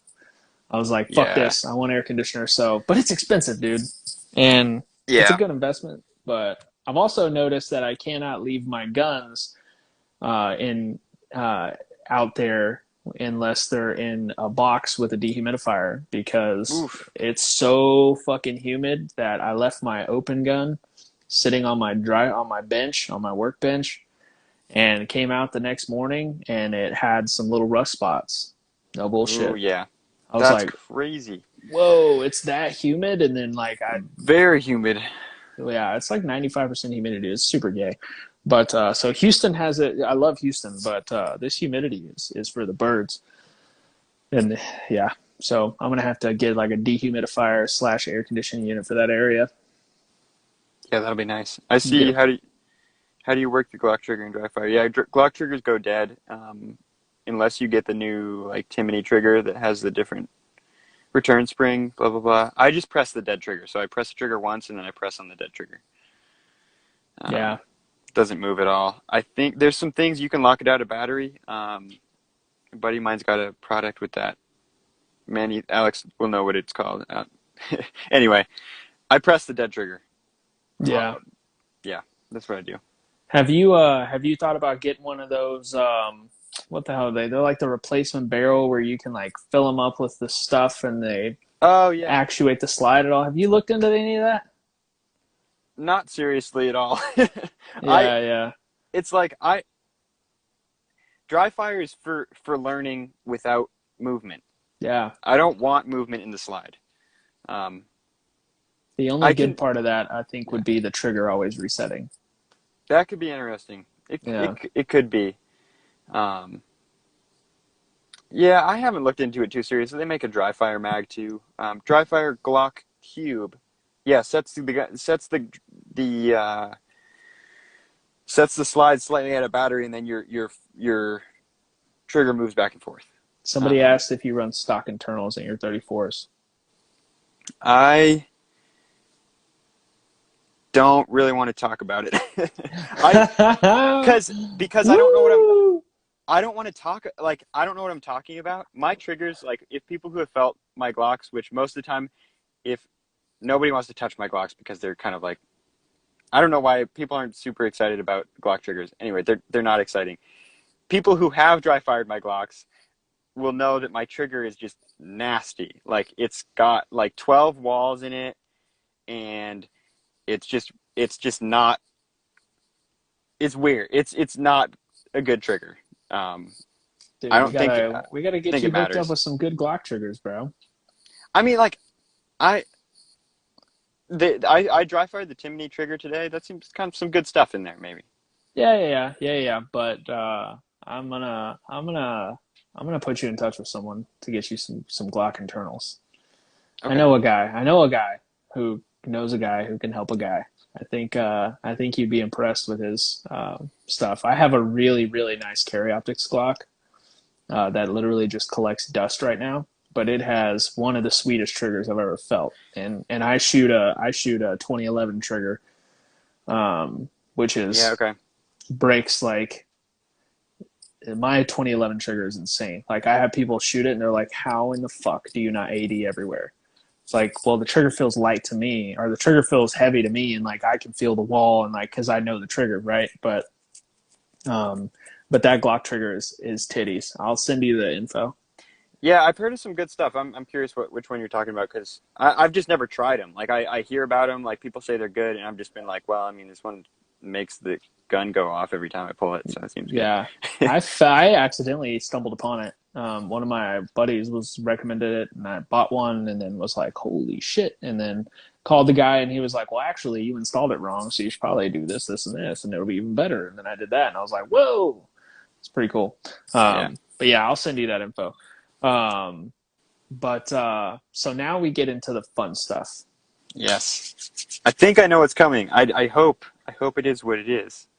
The What I picks think. for nationals. Yes. I'm somewhat prepared, kind of. Are you? Good, man. You Yeah. did your preparation. Everyone I've done this to, they're like, "Oh, that's a good question." I'm like, I what's mean, coming, bro. You've had to have watched this podcast before, unless you just don't give a shit. I even know for Revolver who I'm gonna pick, so it's good. Oh, yeah, we left Revolver out last. I got a I lot. mean, Listen, I thought Revolver was dead. Okay, oh, did you get some Revolver hate is, mail? bro. I got at least 20 people like, "Oh, fuck you, you forgot Revolver." And I'm like, Oof. "What?" And I'm like, and then so me being me, I was like, "What's Revolver?" And that fueled the fire even more. So yeah, so we got to talk about Revolver. Yeah, just really briefly, like Yeah, like two really seconds. briefly. Yeah, like we'll get it out of the way eventually. But all right, so we're coming up on limited 10 production Yeah, low cap single stack nationals. next So week. yeah, I'll be there. You're not shooting that, right? I'm not shooting, but I will be watching the excellent live stream. We won't get into that. Who's doing the live stream? Oh, USPSA is live stream. Oh, they haven't advertised it though, huh? No. Surprise, Anyway, surprise. that's it. That's That's all all. we'll That's say. just all we'll say about that. Yeah. My father-in-law actually asked me. He was like, because he's been wanting to go to one of them, and he was like, "Is there somewhere I can watch this?" And I was like, "Yeah, there's one, um, but I don't know if they're doing it." And then when somebody said like, "Yeah, they're gonna live stream it," I was like, "Yeah, you can do this, but it's probably gonna suck ass." And he's a Yeah. techie. He's a tech guy, so he's probably gonna like watch it for 5 minutes and go, "I can't watch this blasphemy," and then turn it off. But Yeah, if Brian from Hunters HD is around, hopefully he'll get some stuff. Because yeah, he will. he gets in there. It's good. Yeah, he knows what to Anyway, do. Anyway, so we'll talk about low cap Nats first, since it's I like it. coming up quickly. So we'll start with single stack. Yeah, Who's your I pick, buddy? I think single stack is gonna get. I kind of think it's gonna get shaken up a little bit this year. I think Ooh, that I think that like yeah, there's Seeklander, there's Rob. Yeah, there. I think there's a lot of people who are capable of winning it, but I think that there's going to be some people that are going to kind of come out and win. I think one person in particular, I think, but I'll say the three, and then the yeah, one. You got to give us one. Tim Herron's one of the three, I think. So we have Tim Herron, Jeremy Reed, and Paul Kerr. So Paul Kerr's a monster. Paul Kerr's a monster, and he's my pick for it. I think Ooh, I think Paul Kerr is going to come out and win it. That's what I think. Not saying like I think also, like a lot of these people, like I think Tim absolutely could win it. I think that Jeremy Reed is figuring some stuff out mentally where he's going to be able to do it. Like so, Jeremy Reed had at last year's single stack, he was seventh, best raw time for the match, which does mean something. it Doesn't mean does. everything, obviously, but It does to an extent when you're playing with that. I know what you're talking yeah. about. And then again, Paul Kerr, insanely fast and fearless with it. Like it's pretty cool. And All I've never, gas, no brakes with a single stack gun. It's cool to hmm watch. um, and so like I'm kind of I'm going a little bit further out on those, but I think Paul Kerr is going to win this year. That's a solid He's pick. got, I think he's got a chance. You're the first one to say Paul Kerr, which means which to me tells me you know your shit, because Paul Kerr, not a lot, unless you're a purist and you actually respect the sport and look into it. Not a lot of people know who Paul Kerr is. I'm a fan of the sport. Yeah, Look, exactly. That's how it's supposed to be. Paul Kerr. That's a good one. That's a good Paul one. Kerr, super cool guy. And like, I've never met him in person, but I think he's got it. I think he's got it. I'm gonna give Paul Kerr top five, but he's Yeah. not my pick. He's not my pick. I'm gonna stick just because I know I've talked to this guy a lot. I know his mental process. I know his confidence coming into this. I'm gonna say Timmy Heron. Yeah. Yeah, I had a good conversation with Tim not too long ago, and I can't disagree with that, not Yeah, one bit. yeah. I think if Nils was shooting single stack, I'd pick Nils, but we can't Hmm. talk what would happen because it's not happening. But yeah. So damn, Paul Kerr, good one. I'm still stuck on that. It's a good pick, man. This is a solid We'll pick. see. We'll That's a see. that's a purist pick. I like it. It's not like oh Rob Latham, bull. Yeah. It's a fucking Well, I easy mean, pick. It's an easy pick. Rob Latham, Mike Seeklander. You know, that's yeah. yeah. I Um, mean, yeah, all right, yeah. so now let's go to limited 10. And your boy's shooting here, this That's guy. right. But give me your honest thoughts. I mean, that would be the obvious pick, so we'll say that. But I think, Love it. I I love it. I All right, think that who's your pick? my real pick, and I think that there's some people in there that like it's also interesting, and I don't I don't have I don't know exactly who's on the super squad with it and stuff, but I think yeah. So like Hyder's shooting it, Andrew Hyder's shooting it. Um, Super talented shooter, man. Super talented. he's super cool. You got to try to get him on here. He hasn't been. He doesn't talk a lot on different places. You got to try to Me get and him on here. Hyder's on the list. Okay. Hyder was actually supposed to do one like a couple weeks ago, but he fucking forgot about it. Oh man, Hyder. Yeah, Yeah. no. Luckily, like I'd say he forgot about it. I was like, yeah, let's do it, and then like we couldn't make the timing work, and then we were like, yes, and then I was like, hey, you still good? And he was like, ah, no, I can't. We'll figure it out. Yeah. Hyder is going to be on at A3 for the big A3 show, Sweet. Yeah, that's gonna be so cool. yeah, that one's going to be nuts. I'm either going to get canceled or this is going to become the most popular shooting podcast on planet Earth. One of the two. I'm I'm gonna hoping for the go. latter. Yeah, the latter. I think that'll happen. Yeah, Yeah. So like, there's some people who are not on the super squad who are shooting. Like Hyder's not on the super squad. I don't think Seiler is put on it. And I haven't checked recently, but I don't think they put him on there. They should. stupid, and that's what I don't agree with. Um, I don't like how they do that. Like Mason Lane should have never not been on the Yep. limited super squad. And they, Siler should never not be on the super squad. yeah. So I'm looking to see what I mean. This is a different topic, but like with this year's Super Squad for carry optics, like Mason might switch over to carry optics after we'll get into production and what will happen. But he might switch to carry optics, and they better put him on this carry optics Super Squad. I'm just saying, Mason, if you're out there, you need to like. Well, it's not Mason's response. It's not It's Mason. not I don't his know. Mason responsibility. can't do anything about it, maybe. But No, like um, if they allow Christian to not shoot on the super squad, yeah, like there needs to be some like if you're a past champion, national champion in any division, and you shoot a different division, you need to be on there. 100%, It's you need to be there. But 100%. that's a different that's a different conversation, I think. No, I think Um, it's a conversation that doesn't get had enough, and I think it's another thing where like, um, we're the only sport that I know of that does shit like that. Like, yeah, um, for real. Like, why? Like, yeah, MLB has the All Star team, right? Not all the people on the All Star team are champions. yep, Majority of them are not. But if you know that guy is going to be there, right? That guy's going to be in that area. Right? You know his odds of finishing somewhere up here are greater than everyone else. Put him on the yep, fucking super squad. Put him on the super yeah, squad. Why wait? Why be like? And I get it. Like, yeah, well, it gives the chance for number 15 guy to get on the super squad, but like that yeah. I almost mean, makes it sweeter. Like, earn that shit. yeah. So like, take the top 10, take the top seven, whatever, automatic. But then fill in if there are other people who are past national champions from ever. If you ever won nationals, ever, Unless it was like and you 1974 and you're 80.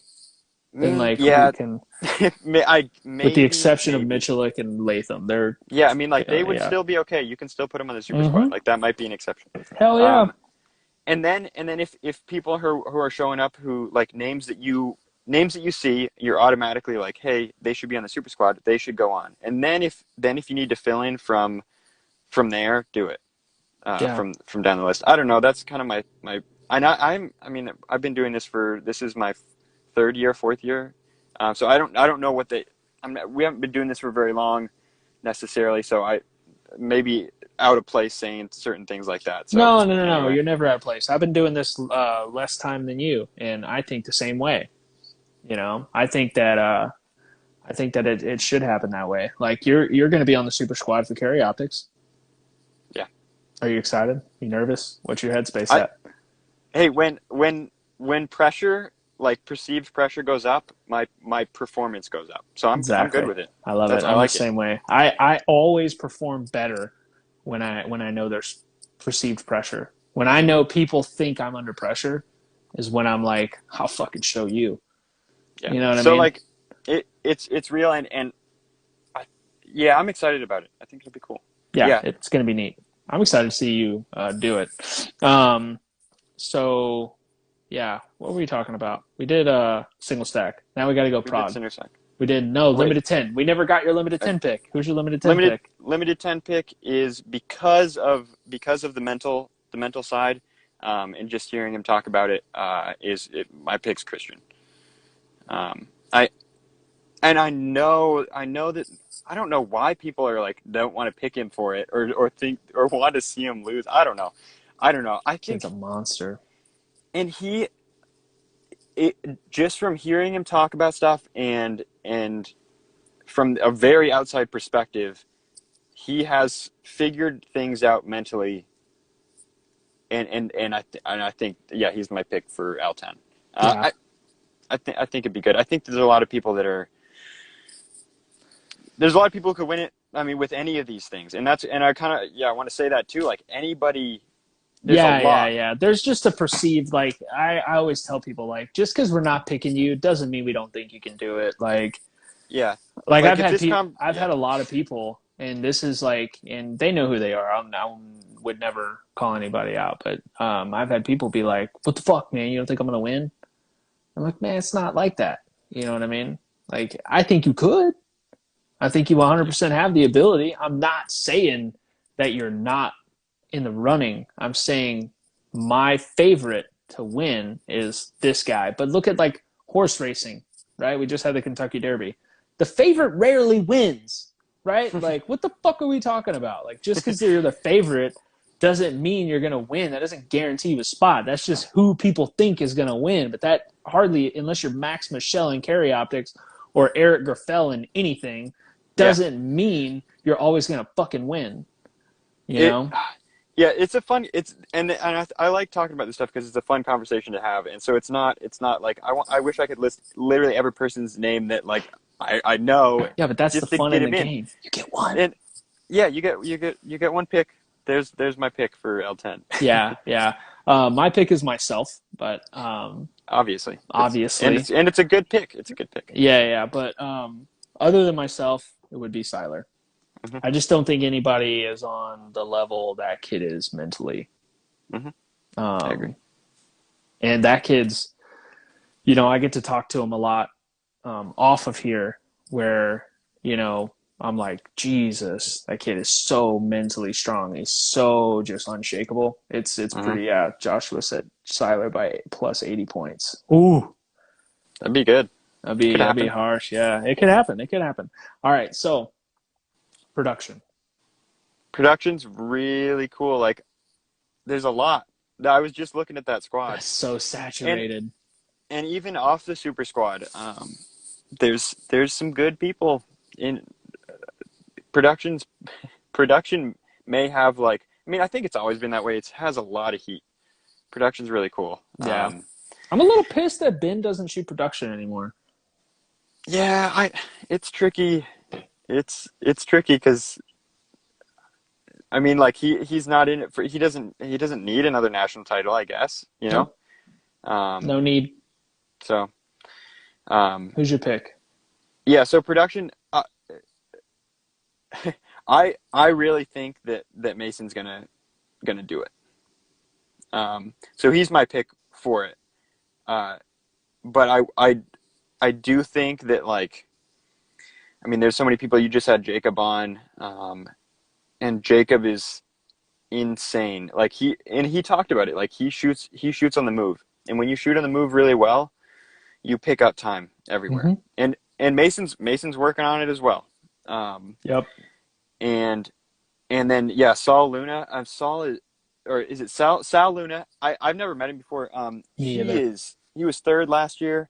I just looked Um, him up after he Hetherington podcast because he looked at me like I was retarded when I said it, and he was like, "You don't know who Sal Luna is?" Yeah, Sal Luna, Looked him up. really Dude's a good. freak. Yeah, dude's a Yeah. freak. Um, and uh, Buddy mine, I won't say his last name, but if he listens, Mark, I think he's in there. I think he's in the mix. Anyway, Say his that'll be last it. name. Why don't you say his last name? Come on, I want to look this guy up. Who is it? Give him a shout out. All right, he's on. He's not on the super squad. This is he probably won't listen to this before he goes anyway. Mark Sue. He's out of Oregon. Really good Mark dude. Sue. Okay. GM Mark production Sue. GM. He's freaking fast. He's good. Anyway, so but my pick is Mason for sure. I got to shoot with Mason a couple times last year, or just I think at Area 7. And Mason's got it simplified. Mason's mind is simple. Yeah, yeah, yeah. He knows exactly what to do, and it's good. Yeah. Mason hurt my feelings because of his acceptance speech at nationals because I have told everyone that when I win a national title, if it's in a chalice, I wanted to chug a beer out of it, and he beat me to it. And he even did the push when he popped the top. Oh, it made as he was doing it, I was like, yeah. But then when he did it, I was like, fuck, man, now I can't do that. Everybody's gonna think I was copying Mason. So now I got to go up a level, and I got to pour a whole bottle of Jim Beam or Jack Daniels into that thing, and then get alcohol poisoning in the process just to one up Mason Lane. It's gonna This suck. just sounds a horrible idea. Yeah, it'll be fine. It'll be fine. Mom and race no bitch. We'll make it happen. Now I got to do like a Mason. 40. Yeah, Mason. Yeah. So Mason's your pick. That's a solid pick, man. It's so hard for me not to say Mason. It's also hard for me not to say JJ. Like Yeah. Yep. we're all JJ was forgetting JJ's in this squad. And yeah, JJ was there last year. He was fourth last year. He just I mean that was just switched to his new gun. I mean he's had it for a while, but I mean when you're yeah, split training like that, he's had an opportunity now to train in production for a little longer. yeah, And yeah, I mean yeah. See, this is why it's like hard to say everybody because it's like hard. obviously JJ's in the mix with it. Yeah, And yeah. I'd love to see JJ win production. It'd be pretty sweet. Um, Somebody yeah. said butt chug a beer after winning natties.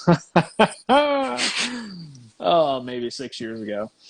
All right, so yeah, my pick. God, such a good pick. Mason's such a good pick, and I keep saying I think Hetherington's gonna do it, and then like I'll talk to Hetherington, and I'm like he's got it, and I'll talk to JJ, and I'm like fuck, he's gonna be hard to beat, and I don't know, man. I don't know. I was all about like Hetherington just because I had him picked for last year, and he won, and I almost made money off of him. Um, I'm split. I'm gonna say Hetherington, but I'm split between. But just know I'm split between Hetherington and JJ. I'm going back and forth between Hetherington and JJ. Yeah. I think either one of them can do it. Same with Mason Lane, but I'm gonna give the edge to Hetherington or JJ just because I know how hard JJ is working. Like JJ is, he's the silent killer, man. Like when you're not seeing him like when you're not seeing him on the range training a bunch of people, that's because he's training himself and he's getting Great. And savage. yep. Yeah, yeah. You're like Ron Burgundy, read everything off the teleprompter. Yeah, it is. That's pretty awesome. Um, yeah, so Revolver. Yeah, Revolver. Man, there's some people in Revolver. Um, And moving on. So Open. I'm just kidding. yeah, we'll leave it right there. So like I think it's Michael Pogge. He's won it the last like whatever years in a row. I think he won Worlds as well. Anyway, Yeah. he would be the really safe pick for it. And uh, mm, but I kind of like picking somebody else for it. Safe I think picks make everybody just, yeah. Safe picks aren't for the winners, you know? I think Josh Lentz, which I don't even know who really know who Josh Lentz is, but I've heard good things from other people about Josh Lentz. So I kind of think I'm going to give it to Josh Lentz for Revolver. Jocelyn's for Revolver. Very nice. That's not a bad pick. Yeah, Michael Pogge would be the safe pick. Um, Part of me hopes that Jerry somehow makes a surprise appearance. Ooh, that would be awesome. Yeah, but I don't think it would happen. Um, God, I don't know the guy's name, but he always wears an MBX shirt, which is weird because he's shooting a revolver, and he always has this long ass ponytail. I can't remember his name, but he's a beast. I don't know too many revolver shooters Oh, like at wait, hold on. all. We're already spending way too much time on Revolver, but um, okay, so they put on the Super Squad a guy named Caleb Giddens, Caleb Giddens. Maybe somebody knows who I'm talking about. Anyway, he's a B class revolver. They put him on the Super Squad, but Caleb apparently, I've seen some of his videos. I don't even know if he shot USPSA before, but anyway, they put him on the Super Squad for revolver. How? Why did they put him on the Super Squad? He does a lot of media stuff, but he's really good. But not he doesn't do media stuff for USPSA or anything like that. I don't know if anybody else who even knows who I'm talking about. Don't Anyway, you have to get on the Super Squad from previous year's performance? I don't know. Maybe there's exceptions with this. I don't even think that he shot revolver Somebody said he was on nationals last Top time. Shot. What's his name? Oh, see, yeah, Jordan. Yeah, Bearded Bear. Jordan Peterson knows him. Caleb Giddens, Gidd, I think INS. We'll find out. Okay. I think if he's yeah Caleb many things. Somebody send I me his profile. I got to check this out. he I'm trying to think he's good, and I think he might actually kind of hang in there. Um, Hmm. The I'm first time curious hearing about about that. him. I'm curious about how he's gonna do. Somebody DM me his profile so I can look at it. He was on season one with JJ and Blake. What? Hmm. Caleb I didn't Giddens. I didn't even know Oh, the that. young kid. Oh, he was like a Is he the young rifle kid? shooter or some shit on Top Shot. He was like a monster with a rifle. God damn it. Yeah. He was like an Olympic rifle shooter or some shit. If that's Says the same guy I'm thinking of, maybe I'm wrong. Somebody tell me if I'm wrong or not. But whatever. Shoots IDPA a lot. Apparently, taken Scott's class a few times. Okay. yeah.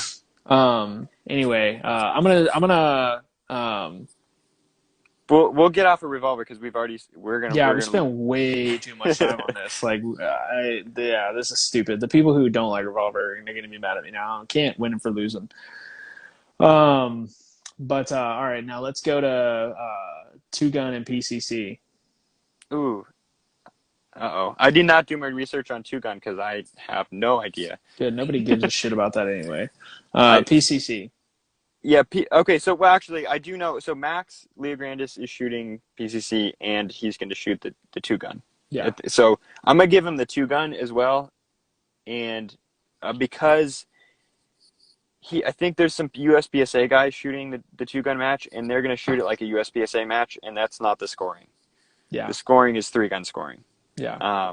So Which, Max Leograndis he knows about three gun and he can shoot a pistol. He's a GM in production. He was 14th last year at Nationals yeah, he's a Open beast. Nationals, and Not a he lot of people has realize how good he is with a handgun.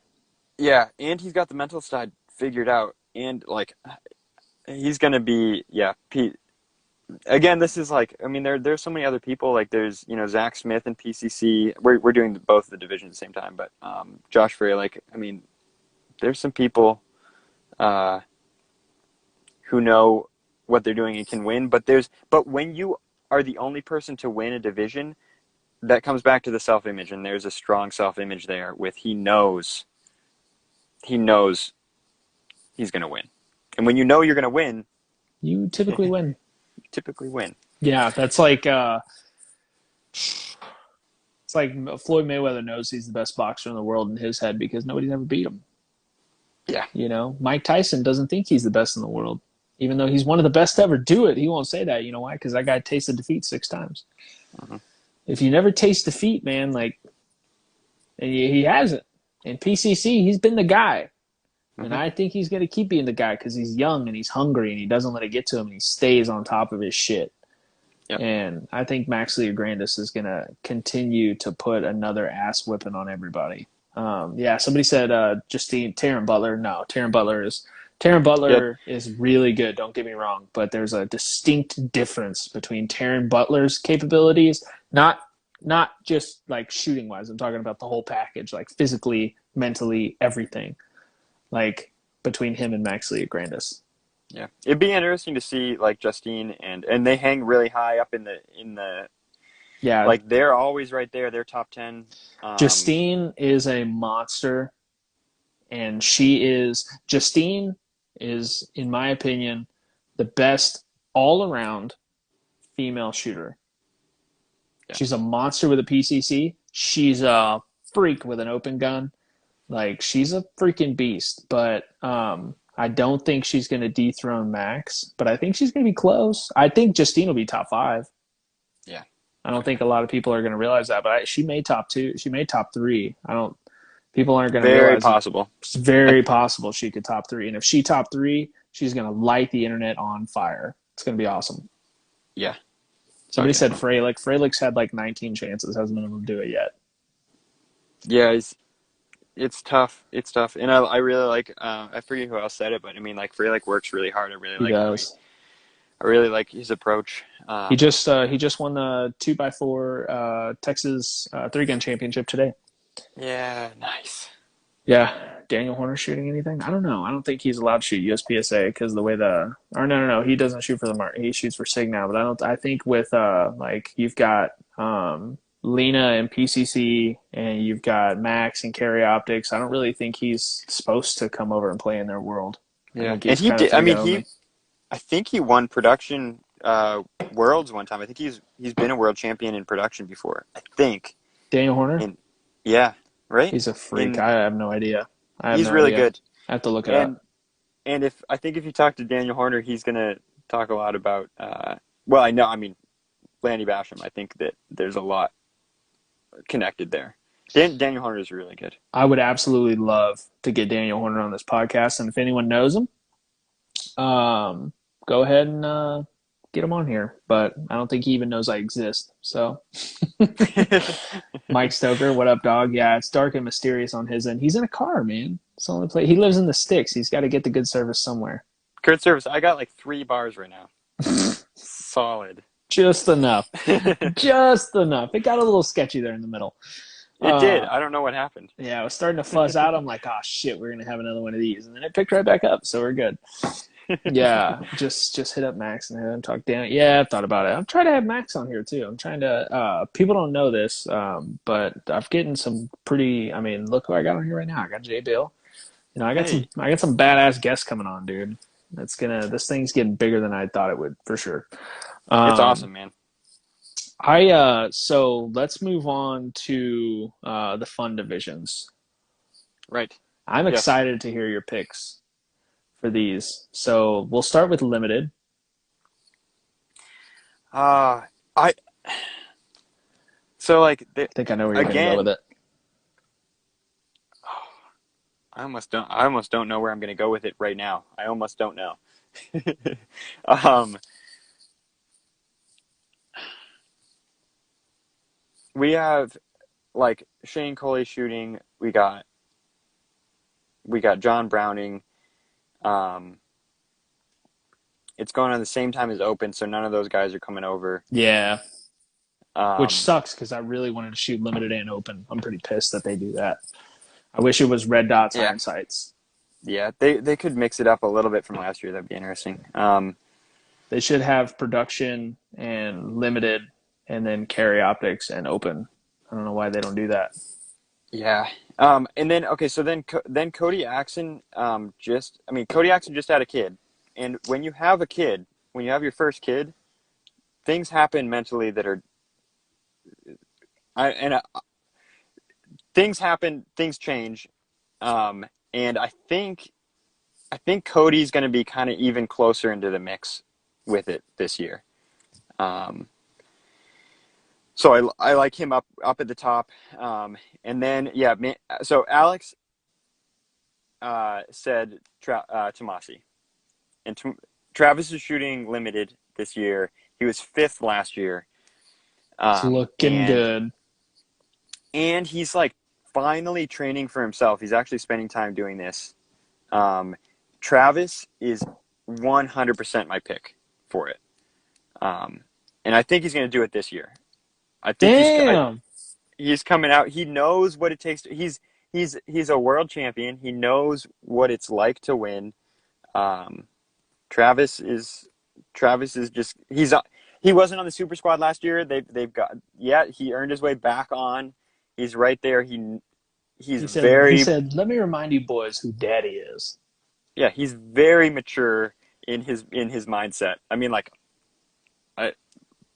I he's my pick for it. If Vogel was in there, I might pick Vogel, but I don't think Vogel's shooting anymore. He doesn't need to. He's Yeah. already won. He's won everything. Yeah, he's done it all, seen it all, conquered it all, Yeah. snorted it all, banged it all. I want to I want to I I don't know would if that's totally true. He just looks like a guy who likes to party. um I really like watching Shane shoot. I mean, like all of those guys, like Gianni, insane to watch him shoot. He was Like my I pick want to. last year. Yeah, he's gonna win. Like you keep shooting, you're gonna win. But yeah, Dude, he's like the 7-time junior national champion. it's amazing. He's a freak. Um, but yeah, I'm totally picking Travis. Travis has some things figured out, and it's gonna be even better at nationals. I'm such a fan of that pick. I'm such a He's fan of that pick because Tomasi was one of the first guys that I ever like really looked up to in this sport, and like one of the very first guys I met and instantly was like, "Fuck, I like him a lot." Like hmm he's such a good dude. You know what I mean? Like his energy, just the way he talks, the way he hangs, like the way he is when you're shooting with him. I was just like, this guy gets it. This guy gets it. And God, I love that pick. Your picks are impressing me, man. Like I've been getting the same random picks, but like your picks are on fire, dog. Like Travis Tomasi, that's a good, solid pick.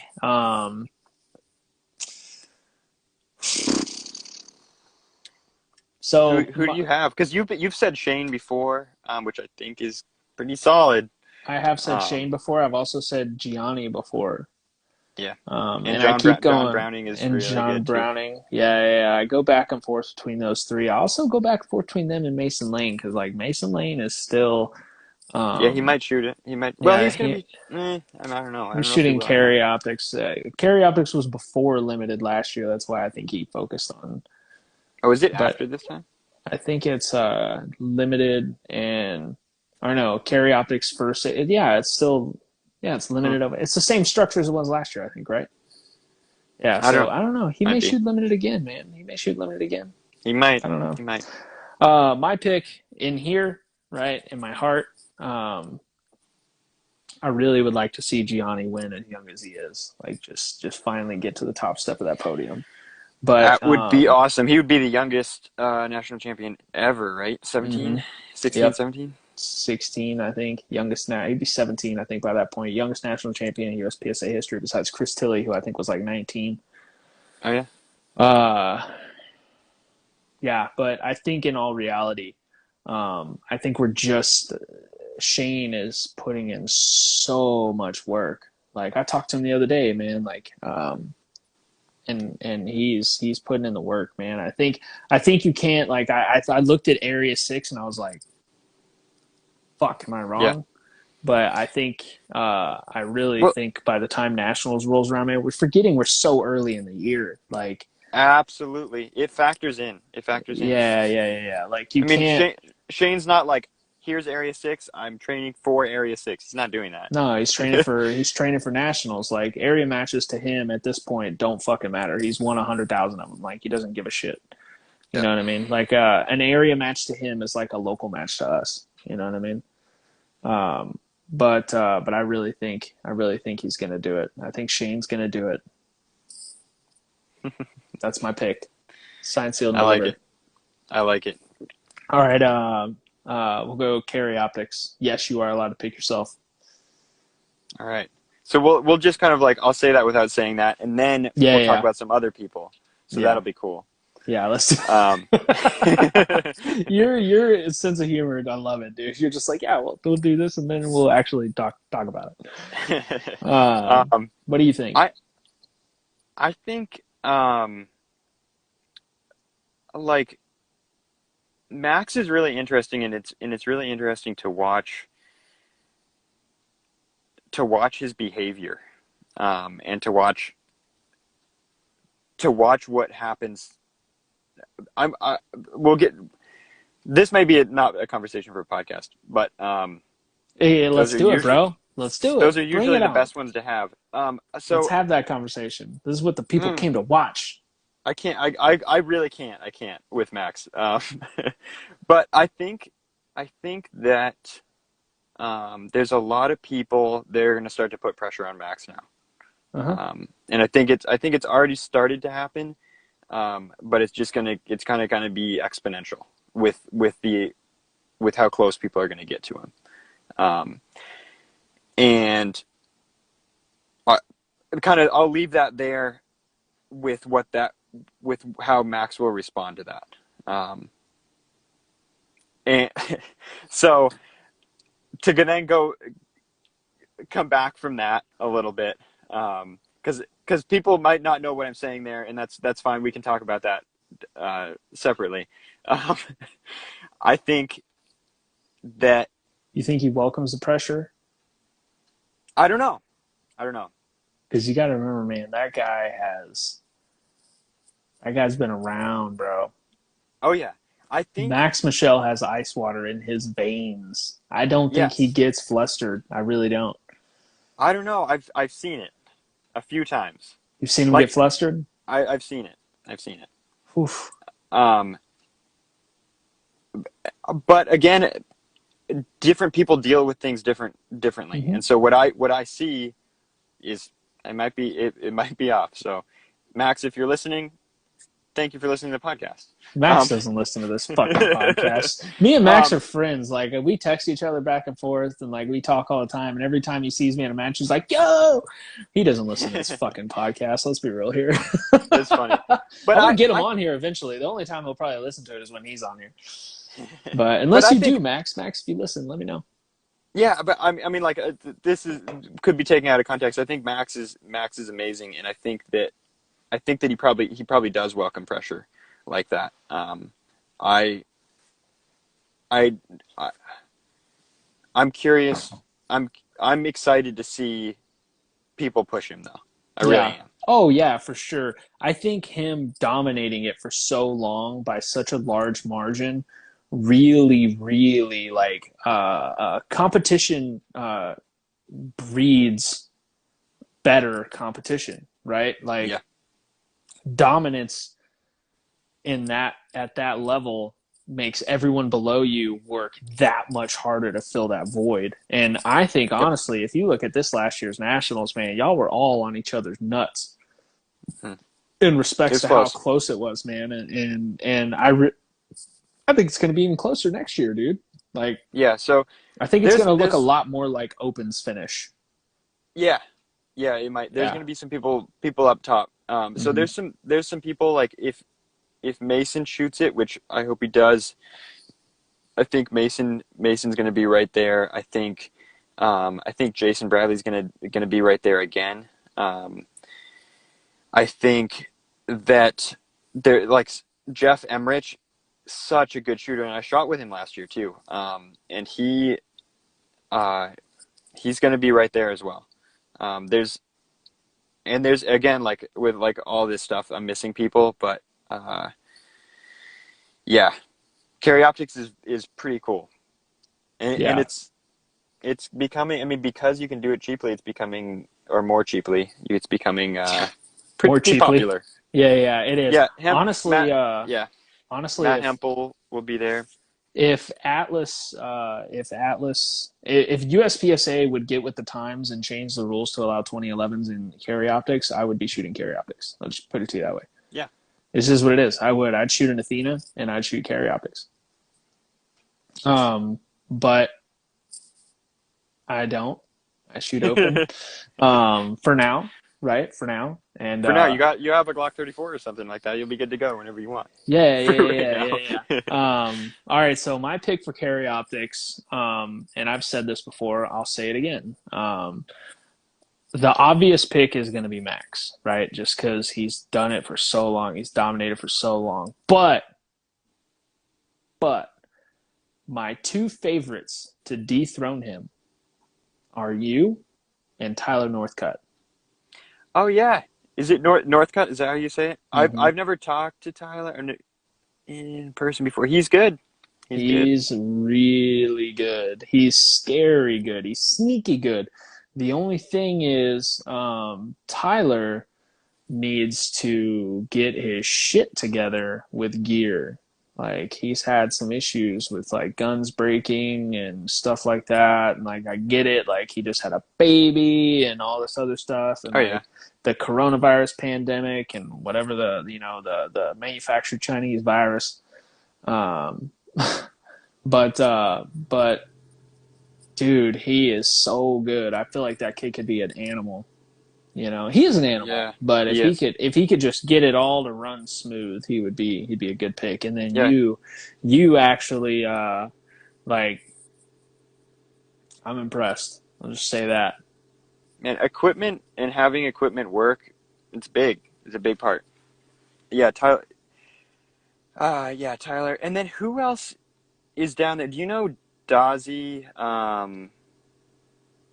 He shoots a Yeah, Tamfo I in know carry Dozzy. optics. Dozzy's really good. He's never been to nationals. I was really hoping I'd see his name come up in the squad matrix or something like. But Dazzy, Yeah, I mean, yeah, he's yeah. been close. He's been pretty close to Max before at some state matches. Yeah, yeah, yeah. Dozzy's really good, but I don't think Dozzy like I don't know. I don't know if he's just nervous to shoot a nationals. I don't know. I don't know. Um, Yeah, but so yeah. one of my buddies said Joseph Stoicher said, "Dude, I shot with Tyler Dragons, and at one point thought I was close to him shooting open, and in fact, I was not even on the same planet." Yeah, are both your 34s set up the exact same? Oh man, I wish they were exactly the same, but they can't be exact. They are set up the same, but Yeah, like they're as close as when you can be. yeah, when you get parts that are like literally stamped out, everything's different. Like I So know that I tell them different. somebody said Dozzy had surgery last year before nationals. Ooh, okay. I wonder if Manny thinks can say if Dazzy's gonna make it this year. Yeah, he I've better. Somebody said you'll win if you don't drop step every damn exit. oh yeah, we got to do less drop steps. Got it. Yes. Yeah, less drop steps. Hey, this is so that's Jordan Peterson. Jordan's super cool. So he's awesome. He's helped me out a ton with some movement stuff. Dude, I've got some nasty movement drills if you want them. I got them straight Ooh, from the man Eric Raffel himself. ooh, yes. They are I like. dope. I would like those. Oh yeah, So Lane Grease is gonna be is that Ballastone performance on yeah yeah that dude is a silverback gorilla. yeah. He's I would I've not want to meet that guy in a dark alley. so funny thing. If Lane's listening, it's really funny. So at awards, because he was we were really close together in the scores, and so like he thought he was fifth, I thought I was fifth, he was sixth, really close. Anyway, we were in the wrong order in the prize table line, and he was ahead of me because I'm just like I'm not really pushy. I don't really like try to get where whatever, and then she's like, "Are you Jay?" to Lane, and he's like, "No, like I'm fifth, like I'm right supposed to be here," because the scores were so close, and in the overalls there was some differences. Anyway, I feel really bad that Lane thinks I'm like an asshole or something. Where I was like, "Oh, sorry, I'm right here. Yeah, get back there, Lane." No, I don't mean it. Anyway, Lane's a cool guy, but yeah, I'm kind of scared of him because he's like Yeah, a he's like a insane brown, being. legit brown belt in BJJ, and built like a fucking Peterbilt dump truck. Guy's a freak. Yeah, that guy is insane. Yeah, somebody said there will Ooh, be Nils will probably more be there. guys. You think Nils is? Oh yeah, Nils. Ooh, I Nils hope is he a good does. pick, but They better yeah, put I him on the super think, squad. dude, I'll be so pissed if he's on the super squad. Yeah, They fucked that up all up, but I and think it's going to be good this year. Bryce is going to be shooting. Bryce and Blaine Dupuis are going to be shooting carry optics.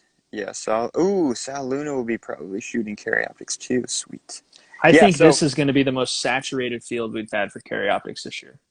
yeah, wouldn't have it any other way. This is awesome. Yeah, Yeah, I that's thought good. about shooting it, but I really don't feel like it. Yeah, it's a lot. It's a Yeah, lot I'm to going to do be that back going. to back. Yeah, because I'm going to have like I've got two major IPSC matches that are like 30 some odd stages apiece in the same month there of nationals, and I don't want to have that plus two nationals. I'd rather just shoot open. Yeah. Joel Fisher says, Daddy Fish says Juan Sick too. Yeah, this is why the live chat's here because people can remind us of everybody that we're we're missing.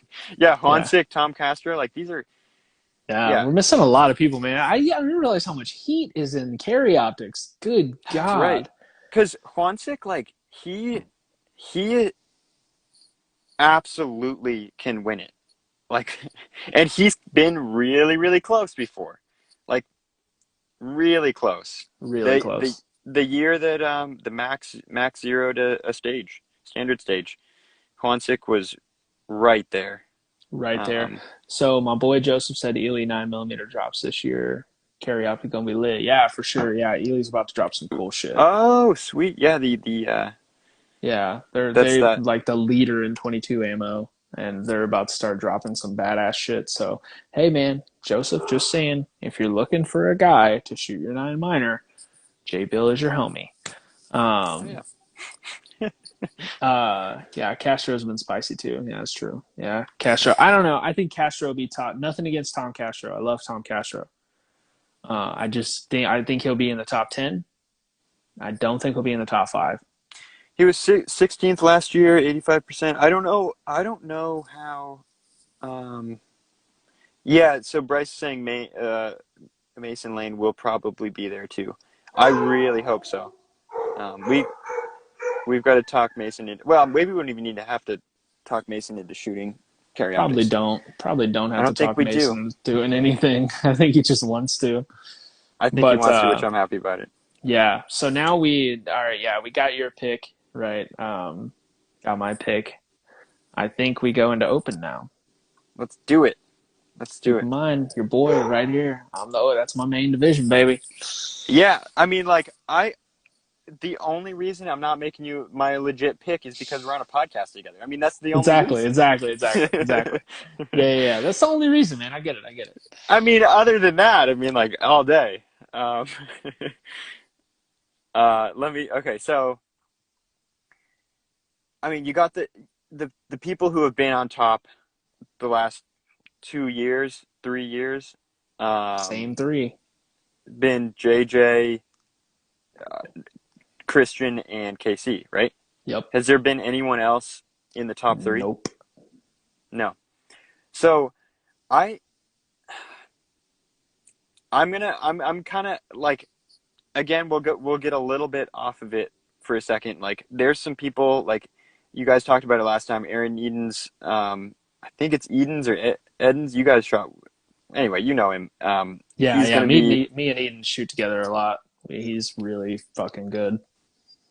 um yeah Hyder Vlieger. There's so many people. I mean like open is there's a lot of people in open.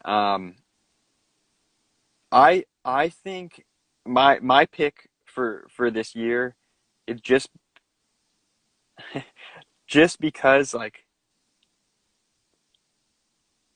I think that he's due for it kind of, but I don't that doesn't factor into it. But I think that Casey's gonna kind of come in at the end. He's gonna be right there. He'll be hanging close, and then like last day two, day three, he's gonna come out and beat everybody. Casey's going to win. Just signed with Taurus. This is true. Yeah, just signed with Taurus. I wonder if he's still going to be shooting that Zev cat. I bet he will. I bet he will. Yeah, I bet he will too. I bet he will too. But I wonder if he's going to focus on other divisions. You know, now that he's signing with Taurus. Yeah, could be. I mean, like Probably I'm not. He's on the World Shoot team. He's going to have to yeah. stick with He's Open. he's gonna stick. I think he's gonna stick with the same deal. Carry optics might be interesting. We forgot to talk about KC and carry optics. KC always shoots carry optics. Oh He's right yeah, in there too. KC and Carry Optics. He's always in there. Yeah. Fuck. How did we forget Um, KC and Carry Optics? I don't even know, but he always shoots it, which is it's just like Yeah. he's It's anyway. dumb of So us. it's dumb. Um, but So I KC's your underdog. KC not your underdog, but KC's your pick for Open, huh? yeah, and it's not even like I obviously they're like we talked about it before. Christian has it together mentally. JJ also has it together mentally, like, and he's Yeah. actually been training. Like he's gonna be training with his gun. He's Yeah. gonna um. And so like it's real. I really want to pick. I really want to pick one of those guys, but I got to pick KC for it. Yeah. KC's a good pick, man. KC's a good pick. That's the second time in a row, man. Because Did someone else pick KC? Did Hetherington picked KC. Oh, he did. Yeah, Oh man. yeah, Hetherington. But it was the first time, and I was like, man, that's not a bad pick at all. Casey's a beast. Casey is who I was like really looking forward to shooting against the Dragons Cup. Mm, Um, I didn't get to. I got to shoot a couple stages with my dot zeroed and working, and you're was right there. pretty happy with where I was against Casey. Yeah. Casey's a freak, man. Some of the shit I watched him do, it's just when you can run, when you can. Let me explain this to you. When you can hit a small popper at 17 yards, a partial at 21 yards, another mini popper at 17 yards, and another partial at 20 some odd yards, and you can shoot all four of those things on what would be perceived as a sprint, and you're shooting them 14 splits, and you're shooting them all alphas and one for one on steel. There's Yeah. something when somebody does something like that, you're just like, fuck. Yeah. He same thing with like Casey is what it looks like is he's fearless He's when very he's shooting. fearless. But when And you've done it and for 30 years, I mean, yeah. fuck, how can you not be fearless? I don't know how old he actually is. We've been shooting since he was like 7. I think he's like 32, Yeah, he's 30. He's like like 30 something. Yeah. He's in yeah, his I don't 30s. know. He's old as Yeah. fuck. Just Yeah, kidding. it's really old. Jay, how old are Jeez. you?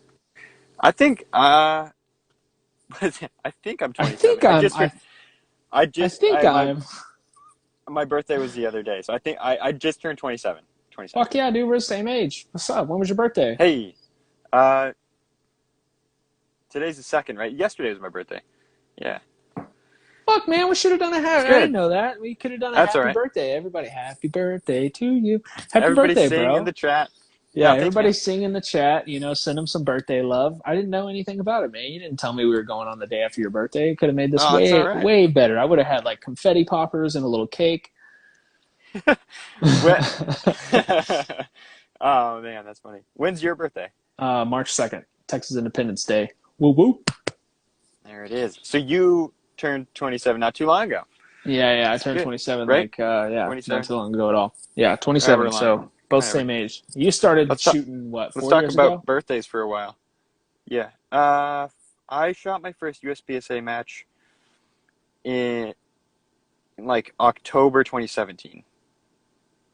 Okay, so you start, So yeah, October 18, 19, 2017. 20. So I've had three full seasons. Okay, so you only And then, I started mean, I like trained probably really hard that winter. 6 or 7 months longer than I have. Something like that. Yeah, so yeah, same age, started around the same time. Feeling a connection here, dog. I'm liking it. It's good. It's good. Yeah. All right, so my open pick, man, the easy pick would just be to say Christian, and It would. It would. I really have a hard time believing that he's not going to three-peat. And the kid's Hmm. so confident, he's so good, he's It's so like good. saying, like Max Michel, or it's like saying Max Leo Grandis. It's really close to it's close to saying that same thing because Christian, he knows he's going to win. there's that factor. Yeah, It's a big one. It's a big somebody one. said 27 strippers en route. No one said, "Did we just become best friends? You want to go to you want to do karate in the garage?" Yeah. So I honestly, Mike Stoker's like 22 years old. What is this? no, Stoker's old, I'm just bro. kidding. Stoker's like 50, I think, right? Something like that. No, I think he's in his 30s, early 30s. He looks really young with a hat on, and then he takes his hat off, and I'm like, oh shit! Did To that keep the hat on. did that come with an AARP card? No, I'm just kidding, Mike. I love you. He's in the middle of an awesome fitness journey. Shout out to Mike and his obligation to just want Yeah, to I've be even more of a savage. been following along with Mike. He's pretty cool guy. Yeah, He's going to be in the pick for limited there. yeah, he's one of my You favorite know, people. He really is. Mike's one of my favorite guys. He's just so authentic. He's so authentic. 31. He's Yeah, he's 31. old. Yeah, so he's old as fuck. Basically dead. Uh, Feel like 90. yeah, that's true, man. Yeah, I feel that. I'm 27. I feel 50, especially after a long run. I'm like, ugh, this sucks. Who is Balder, Mike or Adam? It's funny. Adam, just because he shaves it. Mike's getting there though. My pick is going to be Christian. Yeah. But if Graffel shows up, if Graffel shows up for some reason, like if World Shoot cancels, I think Graffel's coming. Yeah, look, so with this whole example, Graffel has the strongest opinion of himself. Like he has not lost. I mean, like he lost like a pro-am match or whatever. He's like, what? He's not lost an IPSC match since like 2000, like 97, yeah, or something like that. Like he got silver as a junior, his first World Shoot, and then has won every single World Shoot since in whatever he decides to shoot. And he hasn't lost an IPSC. He's got like 100, and he's probably over 200 or some odd, maybe 300 President's medals. Like he's a fucking animal. Yeah, That's so, where it gets hard for me to say Christian beats Eric. But yeah, but I mean, at the same time, like I think that there are people like Christian that will beat people like Eric. Yeah, for sure, and for sure. And part of me hopes, part of me like I do not want to see Eric in any shape or form beat Christian or JJ or Casey. Like I do not want Eric to beat those guys. I don't. Yeah. I want honestly what I really want is I want Christian or JJ to win nationals, and I want Christian or JJ to dominate World Shoot. Yeah. Like, absolutely. I want those two to either one of the two of them has to dominate. And when I say dominate, I mean fucking dominate. Yep. That's my hope. But anyway, we're getting really close to the 3-hour mark. Which is awesome. That's crazy. Yeah. I don't know how much time you have left, but I think I should probably go to bed. Yeah, I think we do the Mount Rushmore shooting, and then we wrap this whole thing up. Who's on your Mount Rushmore? Ooh, I didn't even really complete that thought in my mind when I was thinking about it. That's crazy. I think. So what is it? 4? Mm-hmm. So I'm going with. Yeah, we were just talking about it. Eric Graffel. Eric Graffel's on there. Yep. I'm also going with. I'm going to go with Robert Vogel. I guess you like to be called Robert. Robert Vogel. Travis Tomasi. Trevor Cotter. No, just kidding. I would say. Oh, hell yeah. Say, on a podcast together, it's fine. My man. You already said it. I'm officially on someone's Mount Rushmore. I'm just kidding. All right, now let's get your real fourth pick. He likes Bob. Anyway, okay, fourth, Max Michel. Yeah. That's a solid 4. Solid 4, dude. I mean, there's so many, and again, there would be more. There'd be other people in there that would be easy to put in there. It would be. These are just like the guys that. Everybody puts Graffel and Max, right? Like, not everybody, but most people put Graffel and Max. But I love the pick of Tomasi because he's a fucking legend. Like, if we had a Hall of Fame first ballot, no question. right? Which why we don't have a Hall of Fame, I don't know. I think it's bullshit. We Um, should. we should, But dude. yeah, It's another part of the game where like I think USPSA fucking sucks at their job, but we won't get too far into that. yeah. Um, Well, I'm kind of glad that we're getting late now because we won't get to talk about that, which is good. yeah. So yeah, because I Because could it's like beating a dead horse. yeah, but it's so easy to put like JJ on that list. I Yeah, mean, yeah. even some of the I like the Robert Vogel too. yeah, Vogel. I mean, he's done some pretty cool stuff, and man, I like how yeah yeah Robert Vogel. He's the man. He is. He's good at what he does ah, and he does some crazy stuff. Dude, like that He clay posts the some other day with the steal, reload, steal, shoot the clay, yeah or steal, that was reload, cool. steal, reload, shoot the clay. Like, what the fuck are you even He was doing? like and he was like, "This is my first try. I wasn't expecting that." I was like, "Yeah, Yeah. Somebody said, yeah, Beaker yeah, fell. oh yeah, Latham, There's so absolutely." many, man. So many. I like your first four though. I like your gut four. I think that's a good one. They got four. Yeah, I like the gut four. That's what we'll call it, the gut four. What were Um, yours really quick? Did you? Graffel, Max, Jerry, and JJ. Yeah, yeah, Jerry and JJ. Yeah. Awesome. Just Jerry, because, okay, just because I know I respect the shit out of what Graffel has earned the right to be on everyone's. If he's not on yeah, there, then you obviously don't know that much about what he's accomplished. Max is just I love him. I know him. He's a beast. Same with JJ. I know the guy personally. I think honestly, JJ should have 10 plus more championships than he actually has for how good of yeah, a shooter he is. yeah. He just had like real life stuff going on, which everybody has. Yeah. He just just a couple bad luck, and then he ran up on guys like Graffel and Max, and KC, you know, Right. and they've all ran up on guys like him where they should have 10 more titles. It just is what it is. Yeah. And then Jerry is just. I grew up watching Jerry, dude. Yeah. Yeah. Before I I mean, even knew what competitive shooting was. we've all seen Jerry with like that, shoot six shots, reload, shoot six shots in like what under 3 seconds or something ridiculous with a Something revolver. ridiculous with a fucking Um, revolver. and Jerry has said the coolest thing in relation to the mental game that I ever heard that was just very interesting was he was like, you can put down on the ground like a 2x8, which just lay it down a 2x8 that's like 8 feet long on the ground.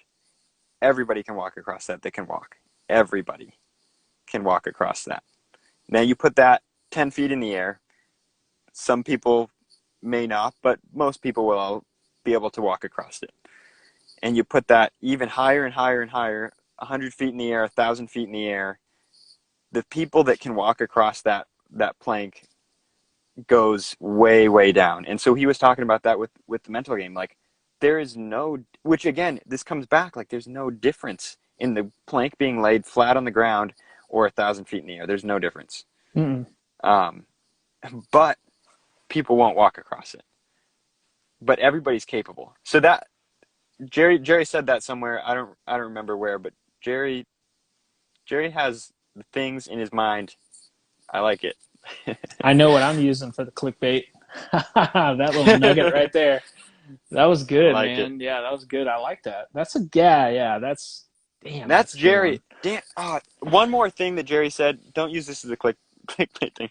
Um, Jerry said, and I think that he said that it's misunderstood.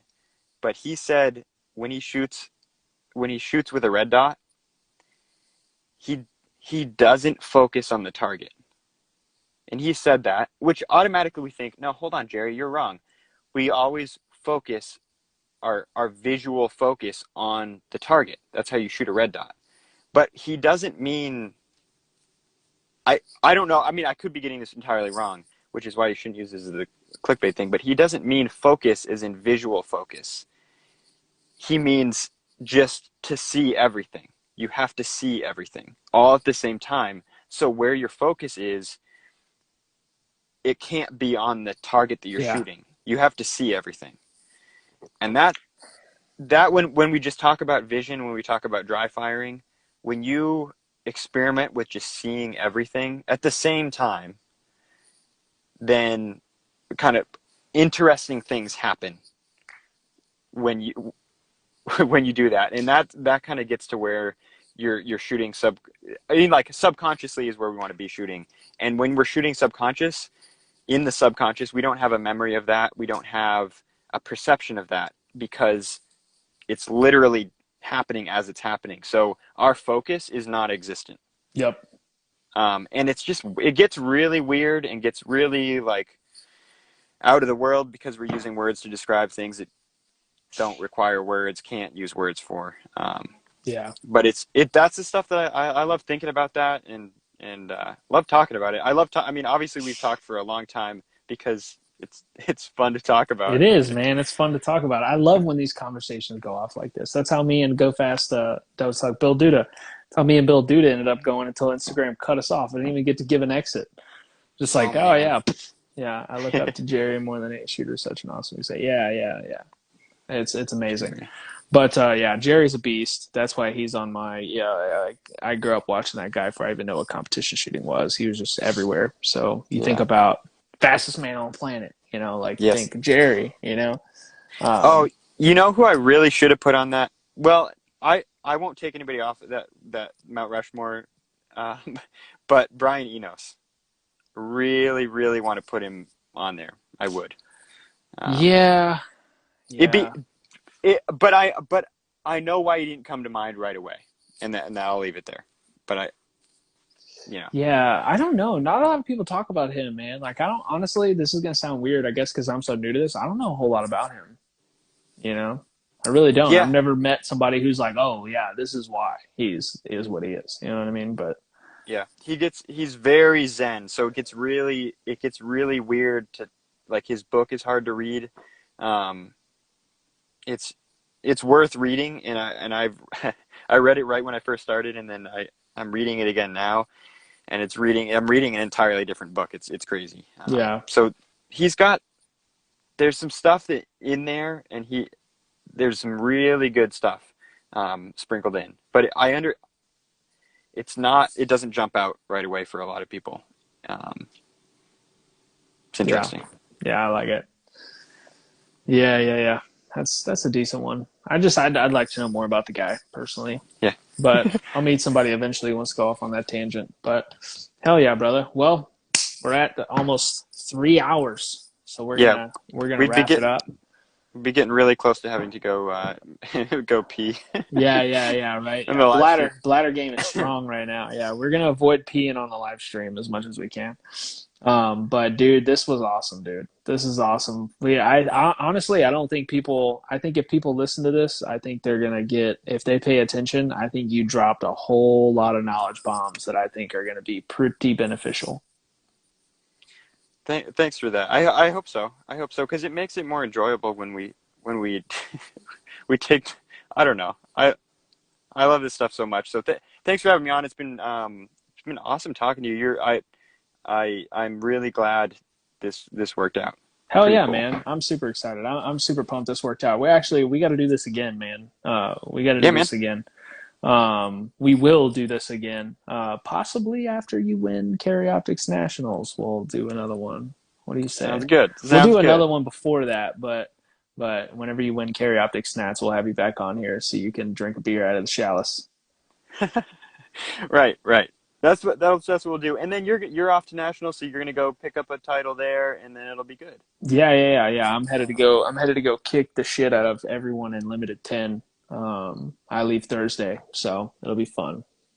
It'll be Yeah, fun. that's gonna I'm be awesome. ready. I'm ready. I'm pretty pumped. We'll see how it goes. I'm really just going for fun, but I'd never do anything for fun. I'm Hey, going to crush souls and steal the yeah. glory from everyone, hoping that it was their time. And going for fun isn't necessarily a bad thing either, because sometimes people shoot pretty good when they're going for fun. Oh yeah, nobody expects me to do shit, right? Yep. Nobody. I'm limiting you, right? I'm unclassified. Nobody expects me to win. This one, I'm so excited. I'm so excited for people to go. What the fuck? That's what I'm excited about. Yeah. It's gonna be fun, man. But hell yeah, Um, brother. Well, we gotta. Are you shooting Area 7? I'm shooting Area 7. Are Dude, you? I'll see you at Area Did you 7. get in? Yeah, yeah, I got it. Yeah, Okay, I had to good. bribe some Oh man, people. A couple back alley hand jobs got me in. But yeah, I'm in. So I'll see you at Area 7. good. Maybe we do this at Area 7, dude. That'd be cool. I think that'd I'm be shooting fun. Sunday, I think. I'm Sunday, you shooting shooting? Sunday too, I believe so. Nice, So maybe Saturday nice. night before Area 7, we crank one of these puppies out. That could be interesting. Yeah, yeah, yeah. We'll figure We'll it see you out. there. We'll see you Yeah, there. for But sure. yeah, thanks for everybody in the chat hanging out and doing this. And you know, pretty cool. Pretty cool. Instagram lives are cool.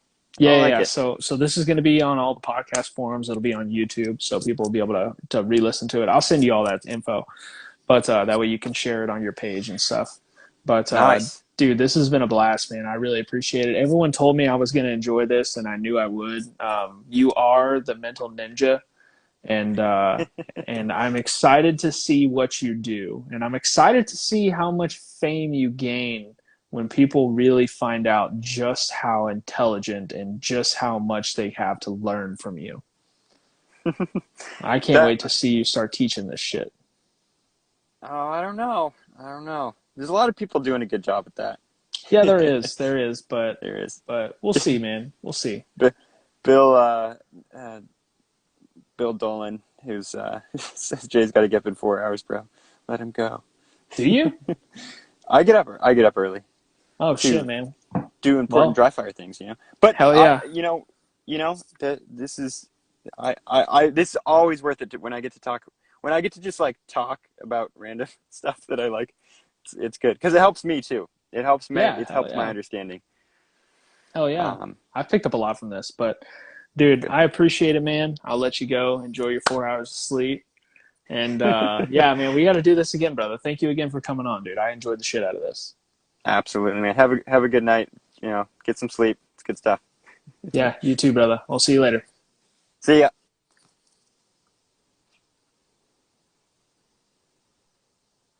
All right. Thank you to Jay Beal, man.